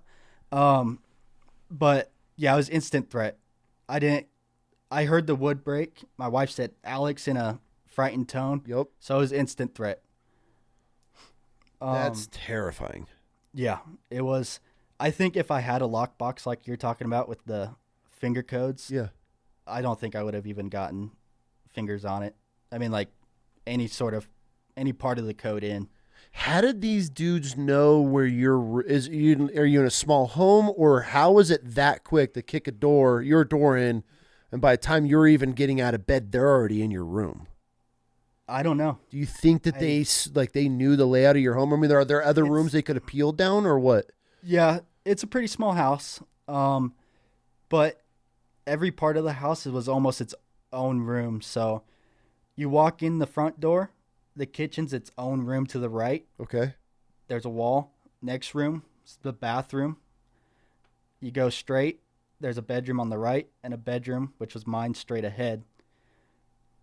The first dude that attacked me, he blew past my wife, and he knew where he was going. I don't know how. I don't know if his thinking was quick too, and he just saw me in bed sleeping. But can you see down the hallway into your room? Just about. If you're at the front door, you could catch a glimpse of the bedroom for sure. Okay. Then your daughter ran straight to your room? So they weren't in the house yet. Yeah. My wife being pregnant was like, hey, go wake dad up. Tell him to go check the door, please, because there are these two dudes at our front door. Yeah. And there's more video of it. I didn't attach to that, but they're out there for, I want to say, a minute or two. And I wish stuff happened just 10 seconds faster on my end, because it would have turned out differently. But yeah, he knew where he was going. I don't know if he peeked through windows, if that was him before. We still don't know if that was him or either of them that possibly cased the house 2 weeks before. What are the chances? What are the chances? Absolutely. But we couldn't try them in court on that incident, which is fair. Yeah, right? yeah, But, yeah, absolutely. But come on, I mean, what are the odds? So he could have had a little bit of intel, little recon he did, but. So the whole scenario breaks out. Dudes kick your door in. They're in your room. Do you feel your training on the range, just going through the deputy program, working the jails, how much did that come into play, do you think, in this situation? Well, honestly, like 100%, because as a kid and stuff, I never got in fights. Never. I was a good kid. So the only fights and only training I had was through the academy. I kind of enjoyed boxing. Like, I had a heavy bag that I would hit, do some training there, but nothing rigorous. Everything I knew was from the academy, like jiu-jitsu, boxing, striking, takedowns, whatever it is. So it all came from that. Oh, shit. Yeah. It's a good thing you had that. Right. Yeah. And after the fact, and there's a lot more to this story we can get into, but there's parts after the fact, days after, weeks after, that I was like, I can't believe I didn't freaking shoot him. Like, I was right there. I pretty much touched my gun. Like, what kind of guy am I for not shooting them, But at the end of the day, like, I still protected my family. Absolutely. Absolutely. Protected myself and the gun. That was what was important at the time. Got these dudes out of the house.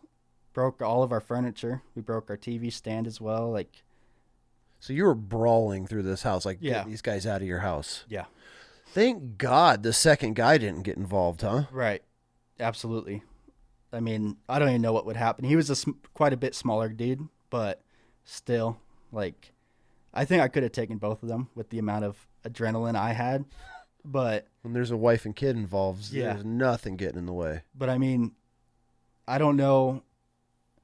I feel like he was roped into this situation, the second dude. Okay. I think he was roped into the situation. Okay. And my uniforms and my duty belt, my vest and stuff, I had like a gear rack in the hallway next to my bedroom. I think he saw that and backed up and just stood in the living room with my wife. Because I think he's like, holy shit, this is not what the hell I signed up for. Okay. So I think the guy who attacked me was definitely the aggressor and the planner in all of this. The ringleader for it all. So after this situation, and I'm sure it plays out and a week or two go by or whatever it may be, how did that affect you emotionally, physically, spiritually? Because, like, if you get something stolen, say your car gets stolen or broken into and somebody goes through it, like, it's very personal. When somebody breaks into anything and steals something or just becomes inside of your bubble and violates that personal space. Yep. How did that feel moving forward, that you had two dudes kick your door off with your wife and kids at home, pregnant wife, and you sleeping? Like, did that mess with your mind for a while? Yeah. I mean, I'd say I struggled for a bit, just with, like, not trusting anyone anymore. For sure. I didn't sleep for probably 2 weeks after that because I was sleeping when this happened. Yeah. And I don't know. I mean, I just couldn't sleep. That night it happened, the night following the event, Victim Services bought us a hotel in Casper. Okay. So we check into the hotel. Kid goes right to sleep in my arms. Me and wife are staying up. She ends up falling asleep, but dude, I just slept with my gun on my chest. Oh, for laying sure. there. I mean, I said slept, but I did not sleep that night. we got up at like 5 a.m. the next day and figured out what the hell we're going to do, because all of our furniture got broken. Our door got blown off the frame, you know. So luckily the police department and the sheriff's office took really good care of us. The undersheriff stayed, boarded up our door, like made sure the house was good for the night. Yeah. But yeah, I mean, it messed with me, man. We ran off to Montana to stay with family because we just couldn't be in Casper. Because Casper, there's about 50,000 people that live there. Yeah. But there's only 2 Walmarts. There's only a couple grocery stores. So the chances of running into these guys as family with this tall dude, a pregnant girl, and a daughter, they're going to probably, this was our thought, like they could put the pieces together potentially because. Yeah, you're pretty tall. Yeah, 6'5". Yeah, you stand out. These guys ran when they did it, and they weren't caught. They got away. The one guy who didn't do anything, I don't want to use their names just because, but that dude, he was caught later that night. The other guy was caught the next day in his trailer house, like a double wide, and he was caught in his house with fentanyl on the table and his like 6 or 7-year-old daughter with him. So he caught another charge for child endangerment because of that situation. The other guy that didn't do anything, he caught another charge after the fact because in the interrogation room with the investigators, he got pissed off, picked up a chair and threw it at the two-way glass and shattered the glass. So Another he got charge. property destruction. Well, kind of going out of order, but all the cops at my house, the lieutenant or administrative sergeant's there, and the investigator asked, like, do you think you knew these guys from the jail? It's like, I don't know. Like, I didn't even really see them, honestly. I knew one was wearing a gray baseball hat and one was wearing a red hoodie. That's all I really knew about them. You know, like Yeah. I didn't stand out to you. Yeah, I didn't black out or nothing like that or freeze, but like I'm just fighting this dude. I don't know what he looks like really. So the sergeant does some digging and sees I worked with these 2 dudes who were housed together in the same cell about a month earlier. So middle of October. Now, nothing happened between us. Like, I'm sure I treated them fairly, whatever, because you stay consistent when you're an officer as best as you can, because, you know, treat them fairly, whatever. So nothing happened between us, but I did work with them in this house. When they found these guys and showed you a picture of them, did it trigger? Did you remember them or no?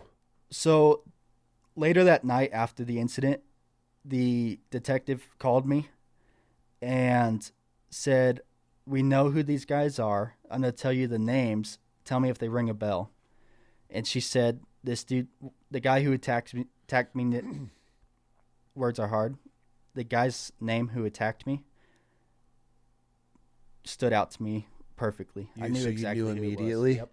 And that could just be from handing out laundry or passing meds out with a nurse or something, but I knew exactly who it was.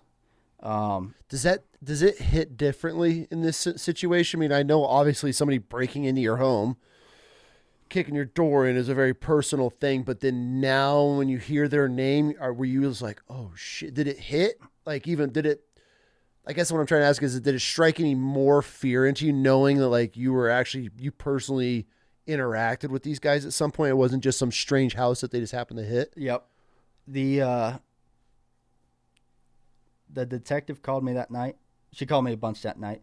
One of the calls, she said, hey, we found out more information. We got a tablet from this dude who they found that night, the second dude that didn't put hands on anyone. There's a conversation between both of them, how they were supposed to bring a gun, and the other dude's an idiot for forgetting the gun because the guy who attacked me picked the other dude up. They're driving, and So he picked him up. Before that, he's like, bring the gun. He didn't say bring the gun, but he's slang for gun, whatever it was, I forget. But they were supposed to. So if they brought a gun, I would have been done with. If they wanted to use it, you know, I wasn't fast enough. They could have dumped a whole mag into me. It wouldn't have mattered, you know. Mm-hmm. I was vulnerable. I was wearing only boxers when this happened, you know, like in the comfort of my own home, I thought. Me and my wife had a conversation at some point when I started at the sheriff's office, this one in Wyoming. I said, it seems like their security there is poorly managed. How so? I got to work one day, and I was driving my wife's red Kia. Mm-hmm. And when the inmate workers would take trash out, it was in the employee parking lot. So they're walking through, getting plates. Making models, colors. I mean, a red Kia, like, stands out versus these other dudes lifted trucks and Jeeps and stuff, you know? And they gave me shit for it. The inmates did, like when I came on shift. Like, well, if you're, 6'5" and you're driving a freaking Kia, like, what the hell? You need to buy a Jeep like these other dudes. So these guys know what you're driving. Yep. So they know what I'm driving. And they're not necessarily in the same house as these two dudes, but word gets around a jail of 150, 160 fast. For sure. And small town, they all know each other for the most part. Like they went to high school together. They, like Maricopa, a lot of these dudes don't know each other because they could be transient. Millions of people live there. Yeah. So they're talking shit about the car I drive. I don't care, whatever, man. It's my wife's car. Like, yeah, whatever. Then I realized they're taking inmates into the administrative offices up front, in the front of the jail, and having them clean the jail, or the offices, I should say. Well, this is where the lieutenant's at. All the administrative sergeants and corporals and officers, if they're up there. There's papers on the wall of birthdays and start dates, and that's not very smart. Nope. And I caught on quick because I wasn't ever paranoid, like working in jails, of this happening, really. I mean, I don't give out information. I never really told anyone I had kids or was married even, but I wouldn't even wear a ring, and I still don't. It was just a habit.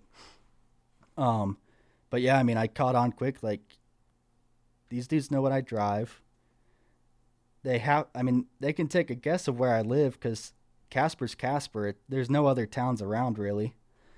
I lived 6 or 7 minutes from the jail. Just cross the interstate, down the street, take a left. It's right there. Oh, shit. The detective later told me that these two dudes were outside your house for almost a week watching. So they knew. But what's funny is we actually bought a brand new car during this time. Yeah. But if they're watching, they knew that. Temp plates, brand new car. So yeah, I knew I dealt with them in the jail. No events happened there, but knew who they were. Oh my God, man. Yep. So during the 2 weeks that they're staking your house, besides the rope on the fence, was there any other signs? Did you pick up on anything? No, man. So they knew you were in the house if they were watching. They knew your schedule if they're watching for 2 weeks. Yep. And this happened it was like between 10:15 and 10:30 in the morning. So broad daylight. That's ballsy. Yep. If you like the video I sent you, there's a mailman delivering mail right across the street. Like, no one knew it happened. He didn't even know. No one came over. Like, whatever. I don't really care about that. But, like, it was broad daylight, so there was people around. They still did it just fine. If there was everything that you've learned from this whole scenario of these dudes breaking into your home while you're laying in bed, sleeping in bed, what's something that you would do different setting up this whole scenario? If you knew it was going to unplay again, or to protect yourself or anybody listening, what's something that you would have completely changed about this? Probably sleep with the gun a little bit closer. Yeah. More prepared, ready to go. As in the gun being ready, like having it on a mount where you can just draw it and it's ready to go, maybe. That would have helped. Because if I didn't have to take 3 steps to get to the case and unlatch it, that's, let's say, 6 seconds where I could have grabbed it off my headboard, let's say, done what I needed to do. But the more I thought about it after the fact, I realized, maybe it's a good thing I didn't blow their brains out all over my wife and in front of my daughter, because that would have released more trauma. For sure. And my daughter still struggles with sleeping now, and she asks about that whole situation still. So if it was worse, then couldn't imagine what that would have done. Yeah. Did this make you realize the true danger that is out there? Did you have a good grasp on that beforehand, or did this set home like, oh fuck, like these people do exist? I mean, I know you worked in the system and you're dealing with them every single day, but now it's personal. Did you ever think anything like this would ever happen and like escalate so quick? Yeah, I mean, I think I was surprised it happened. For sure. During and daylight too. I mean, what are the odds of that? I mean, before it even happened, I think most guys at least are like, if someone breaks into my house, I'm gonna light them up and be done, and I'll know they're there eventually, like inside the house or whatever. But yeah. I had no idea. Like, I always thought it would happen at night, let's say, or something. But I was sleeping. I knew it was gonna be daytime, so I at least expected it. And yeah, I would say it definitely kind of a wake up call. Like, these dudes are out there, and like these dudes didn't give a shit about breaking into a deputy's house, That is mind blowing. Yep. What was the biggest lesson you took from these guys breaking into your home? Gosh, probably like,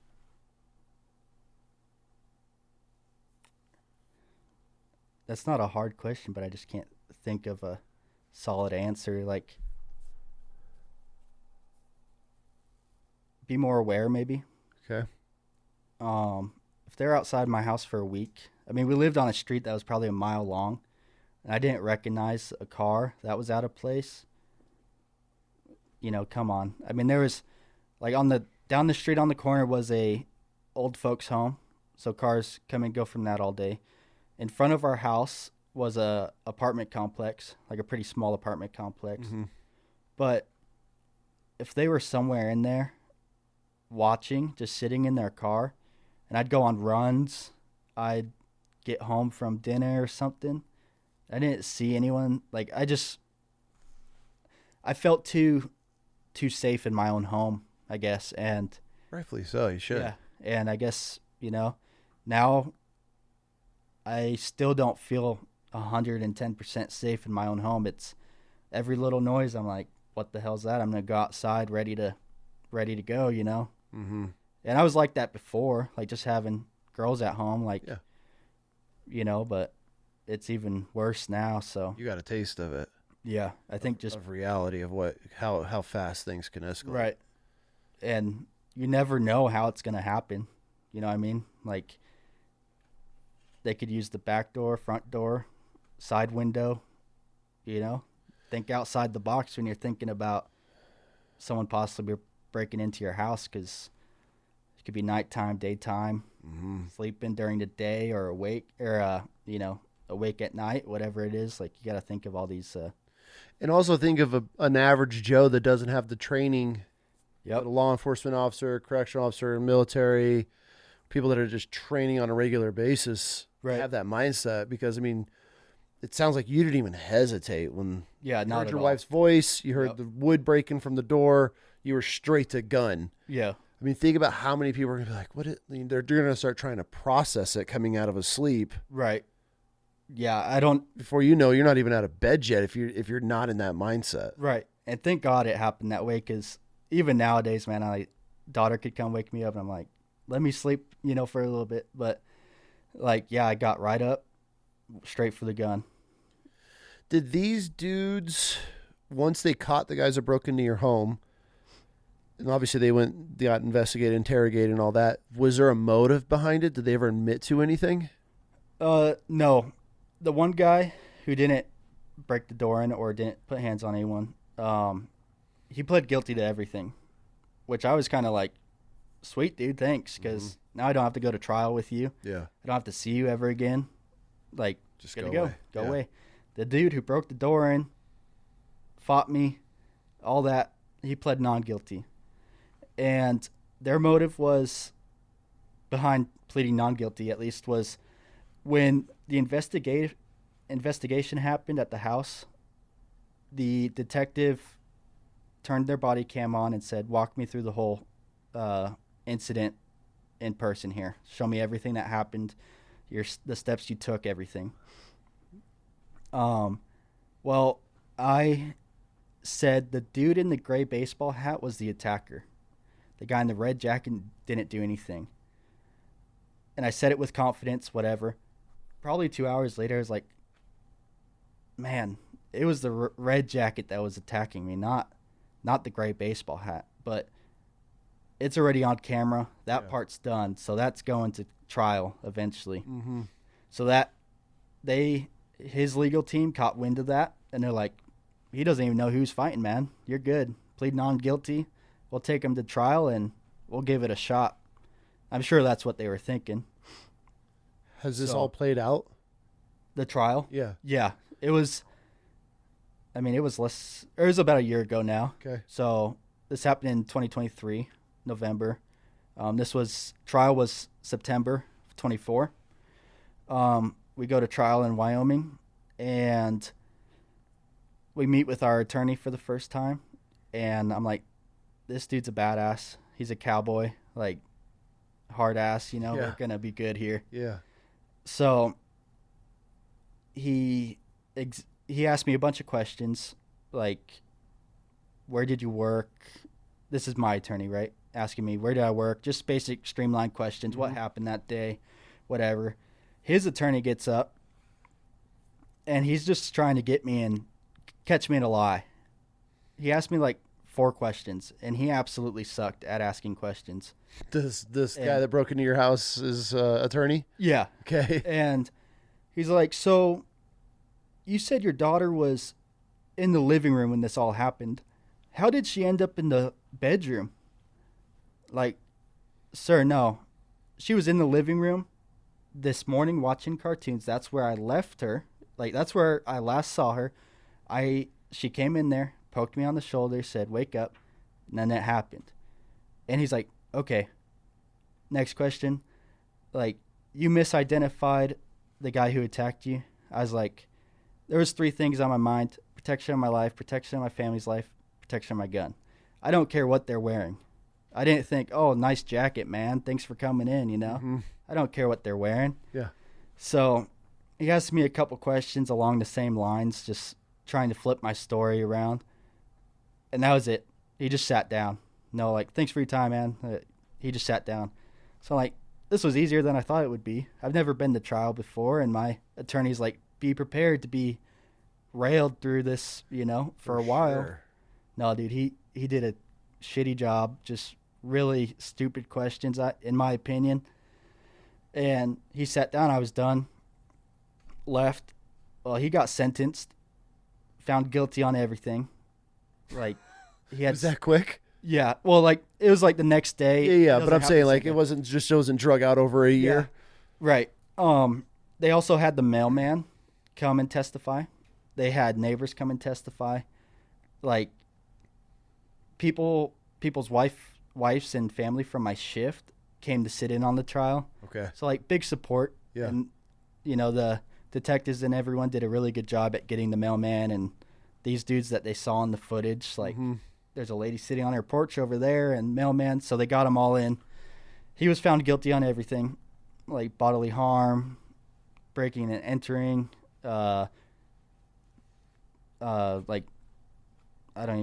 property destruction, all sorts of charges, Yeah. right? Everything that makes sense with that. The child endangerment for his daughter, whatever. Mm-hmm.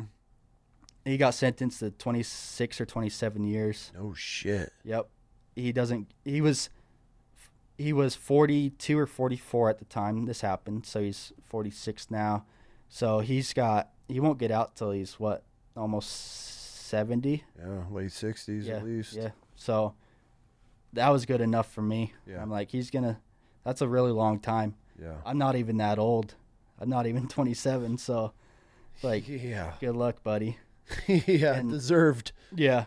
And going to prison with a child endangerment charge, maybe that'll take its course one day, For sure. So the other dude that didn't do anything he got 7 years. So quite a bit less, but reality, he didn't do much. Yeah. My wife struggles with him the most. It's like we each have our own person in this. The guy who attacked me is obviously screw that guy, whatever. Well, she tried to shoot the other dude in the head, and she's not a gun girly. Yeah. She didn't have much experience with guns, if any at all. And she just grabbed the gun, pulled the trigger, aimed it at his head. Nothing happened. I mean, in a way, it's a blessing. Yeah, right. But for the kid, trauma, brain matter, disaster of what the cleanup would have come. Exactly. I say that's the blessing part of it. But at the same time, she had all the right in the world to just split that dude's wig wide open. And right. And almost every cop that was there was like, man, you could have totally legally shot these two dudes, man. Better luck next time. So here's a personal question, I guess. If you would have got your hand on your gun before he shoved you, do you think you would have shot him, or just as a show of force? Oh, I was ready to dump a mag, man. There was kind of a build up to this. I mean, obviously you knew somebody was staking your home. Yep. There's the edge. Because during this week, there was Mormon missionaries coming by, knocking on the door. Okay. Every time I was home, someone would knock, I'd answer the door with my gun.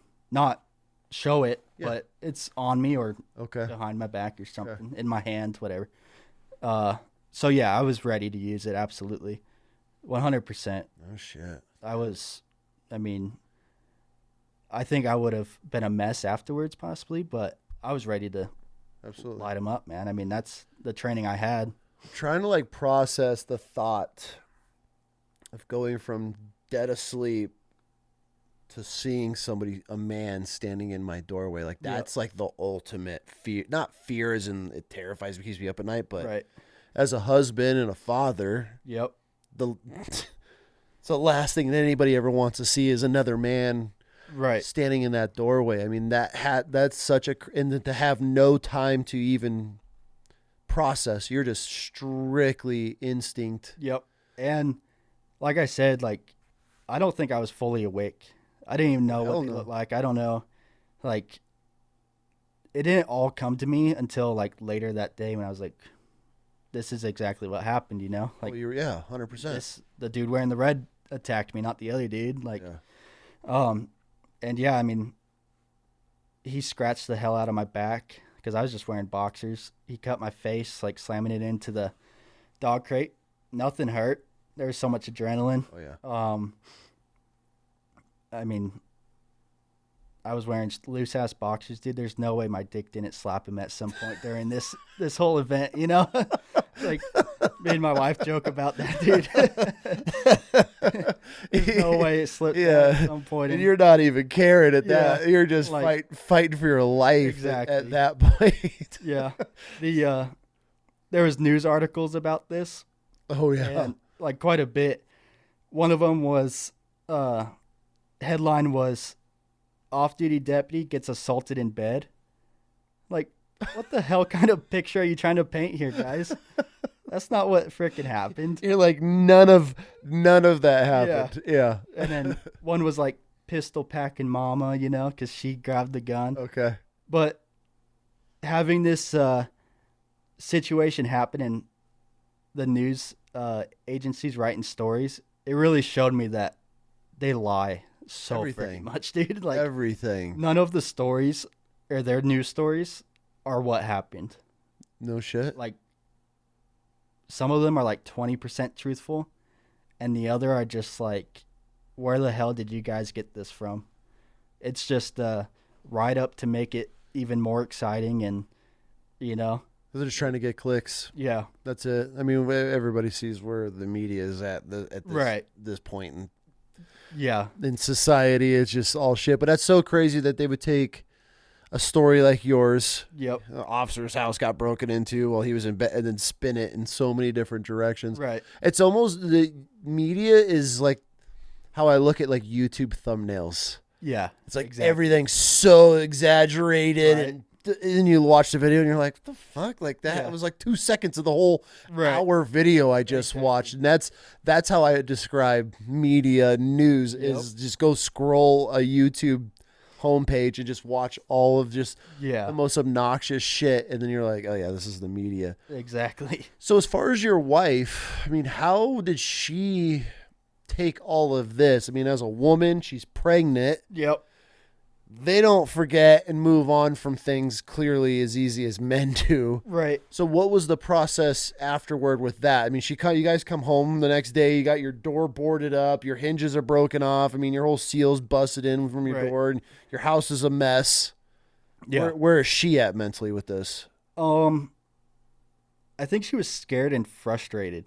Okay. I mean, like, her favorite couch got broke, like her bed frame snapped in half, you know, and we quickly made the decision. We're like, we're moving out of here. So right away we went to Montana to stay with family. Yep. Our house was just left the way it was. We just got our basic belongings, or necessities, I should say. Yeah. Went up there, stayed with family. It was right before Thanksgiving, had Thanksgiving. And we're like, I think we just need to move here. So the sheriff's office kept paying me. They told me to take a couple weeks. We'll keep paying you. Don't even worry about it. So it gave me time to think about what we're going to do. So we start planning our move up there. We go back to Casper for the first time since this happened. And it's like, man, we love this place. Let's try to make this work. So I went to talk to the undersheriff, and he's like, well, I'll give you a little bit more time.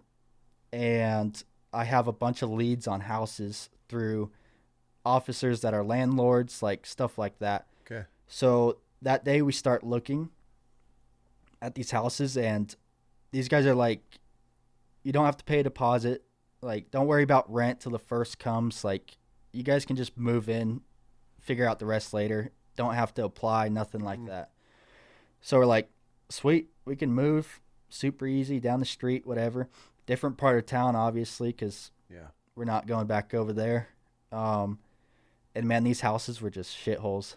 Like, stained carpet, bugs everywhere, just stuff like that. Yeah, it was so frustrating. Like, we thought we were into that. Yeah, we thought we were like getting somewhere, but it just was like, no way I'm moving into this place when we had we had a perfectly good house that it's pretty nice, but no thanks. So we get all of our stuff, put it in storage. So we're moved out of that house. Landlord there was cool. He's like, yeah, guys, sorry that happened. Yeah. Like, you're good. Go back to Montana. And we're like, yeah, we can't go back. So I quit the sheriff's office. And that was hard because that's what I wanted to do. For sure. We really liked living there and everything, but I had to take care of the family, and they weren't doing too well. And honestly, I wasn't either. So it's just what I had to do. I had to go back down to Casper and turn all my stuff in because I still had my gun and my uniforms and stuff. So, yeah, we moved on. The wife still struggles with it. Very little. It's a very personal thing, so I could understand. Yeah. Like, I told her, I messaged you about doing this. And she's like, good for you. I hope it releases. I've never told this whole story before. No shit. Yeah, so. Okay, well, thank you. I thought, great opportunity here. I don't think my parents even know the whole story. Like, really no one knows the whole story here. Yeah. So I told her that. She's like, great, good for you, but, like, I don't want to talk about it. Like, you can ask me little questions, but like keep it on the down low because I don't want to talk about it too much. So, and she's been super supportive and everything, but I respect her for sure. You know, and especially not in front of my daughter, who for weeks after that would ask me like, Dad, do you have your gun on you? Am I safe? Like, she had to sleep in my arms, you know, like everything flipped. She was in her own bed, own room, stuff like that. And now she's sleeping in my arm, asking me if I have a gun next to me, doors locked, stuff like that. She still asks me that. It's almost been 2 years. That's a pretty traumatic thing for a child to watch is dudes fighting her dad in the bedroom for your gun. I'm sure if you had an opportunity to get to it, you probably would have grabbed it. And so that she watches this whole entire process go down, and then her mom points a gun at a dude's head and pulls a trigger and doesn't fire. I mean, how old was your daughter at this point? 3 years old. Yeah, I mean, hopefully that's young, but still a pretty traumatic incident for him to be able to even know what's going on. Right. I thought we kind of were like, maybe she's too young to remember it.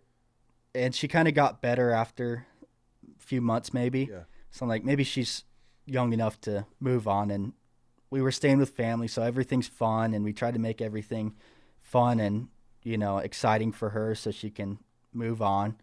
But no, man, like it's just the other day, I asked her, she was going to sleep. I said, hey, you mind if I lay next to you on the floor? Like, I'm just going to hang out with you for a minute. She said, absolutely, Dad. Like, am I safe? I said, yep. She said, okay, with you here, I can go right to sleep now. You know? Yeah. And a month ago or so, she brought up the whole situation. She said, is what happened in Wyoming going to happen again? Are guys going to come into my house tonight? I said, no way. It's not going to happen again. It's hard to promise her that because it freaking happened, man. You know? Like, seriously. Yeah, you lived it. Yeah. Like, I mean, the odds of it happening again are probably very slim to none, but it happened. You can't say it already happened. Never happened to us. Right. Because you're that number. Yeah. And me and my wife joke about it now. Like, that's how we got over it. Like, just joking about it. Yeah. But yeah, I mean, for her, it's still very real, and it affects her a lot. Yeah. So. Okay, so what's next for you now? What's life been like afterward? Good, man. We were back in Idaho, obviously. Yep. Daughter's in kindergarten now. Just driving trucks now. That's been my. What type of truck? I drive a flatbed. Okay. Hauling steel. So I'm over the road, like regional. So Utah, Montana, Idaho, sometimes Washington. Oh, nice. So it's been hard because I sleep all week out on the road. Mm-hmm. But it provides a lot for us. So that's why I decided, like, it's a good time to do it. We're in a good town and a good house and stuff like that. Yeah. I was going to be a state trooper. I applied, went through the whole process, like physical, oral board, the background investigation, the polygraph, and I passed everything. And they sent me an email that was like, hey, someone will be in touch to schedule your medical exam and your psych and your getting your fingerprints taken. So at that point, I'm like, hell yeah, I got it. Like, that stuff's easy. Good health, you know, like fingerprints, I'm good. And even the captain at the district I was applying at was like, start date's the 6th, like, of July. Just be ready. You're not hired yet, but like, you're this far. You passed the oral board and everything. Your background, you say it's good. The rest is on you, you know? Well, they just never got back to me about anything. I reached out a couple times, no response.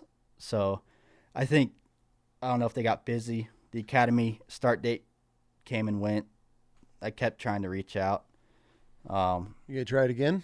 I'm going to try it again. They hire about once a year, I think. Yeah. So next year I'll try again. That's what I really want to do, is be a state trooper. Bro, get your ass out here. I don't think they can find enough bodies. Yeah. Tell my wife that, man. Yeah. Eastern Idaho is so beautiful. That's actually like on the list of places I want to start bringing her and start exploring. So. Oh, yeah. I mean, we're about an hour from West Yellowstone. Mm-hmm. We have the Tetons right there. I mean, it's great. Like, we love to go hiking and stuff. Yep. But, yeah, I'm going to start applying. I've just kind of been in limbo right now because the hiring process is almost like a part-time job on the side. Oh, okay. Especially for the state, because I applied there when we lived here last time, before Wyoming. And at the time, they had all their applicants come down to Meridian and do the process here. Yeah.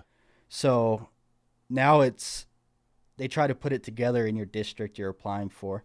So my district is Idaho Falls. Yep. So that's where the physical happened. The oral board happened there. The polygraph was in Pocatello. So I'm driving around. Like, It's a lot. it's a lot for the state For sure. because you got to travel some. I mean, it's a lot more time consuming, I should say. Absolutely.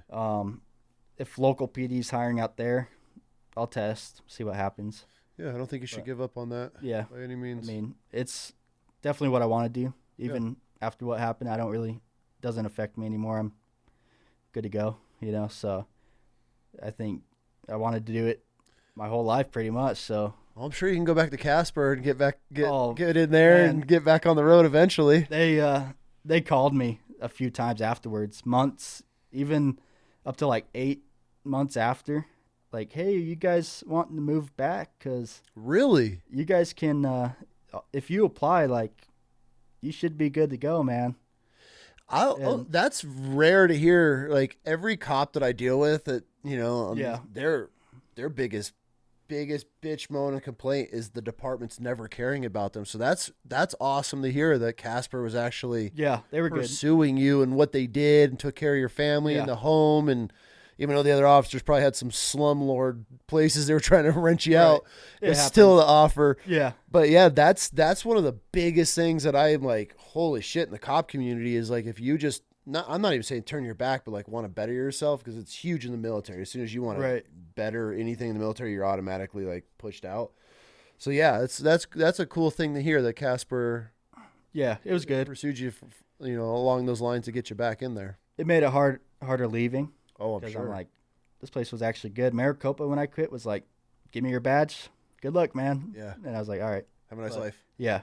And yeah, Casper or Natrona County was really good. Like I said, they paid me to just be at home for, quite a bit of time.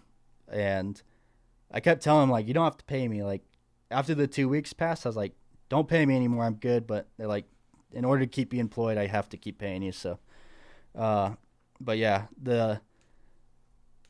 even the Casper officers that I didn't know, a lot of them, I mean, most of them, they were all there, very caring. They pretty much babysat my daughter the whole time, because me and my wife are with the detectives going through this, through that. And my daughter's out there, rolling around in the dirt with these cops and playing with them. And That's felt good. Really good. I like to hear that, because it's a lot. I deal with a lot of the negative side of the law enforcement, which seems to be huge. Yeah. The majority of it. And so it's a breath of fresh air for especially me to hear that a department went above and beyond for one of their guys. And you weren't even like a sworn in cop. You were just. Yeah. And I was brand new pretty much. I mean, 2 or 3 months in. So that's cool. Yeah. Well, cool, dude. I appreciate the time, man. This was thank a you. hell of a story. Hopefully everything goes good for you and you can get on a department. And I hope so. And I'm going to be checking in on you and rooting for you. So I want updates if it happens. Absolutely. And then, and when it does happen, I want to have you back on the show, because I want to hear about all the adventures of the academy and how it is and where you're at. So sounds good, dude. You had an angel. God was looking over for you that day to protect you and your family. Absolutely. And I'm rooting for you, bro. Hopefully you can get on and do couldn't even imagine because we had, like I said earlier, we had vehicles that got broken into, and I was so personal for such a long time. I could not even imagine someone being in my home, especially me fighting them. And so to be able to just push that and overcome that and move on. So good luck to you and your family and the little one. And hopefully, it's just a memory one day for her. And I hope so. Get to move on and start this whole new chapter that I'm sure you're looking forward to when the academy opens back up. But yes, sir. Appreciate your time, dude. I appreciate the story. I've never heard absolutely shit like that. So thanks, dude. Thank you. Appreciate you. That was great, bro. Holy shit. I could not imagine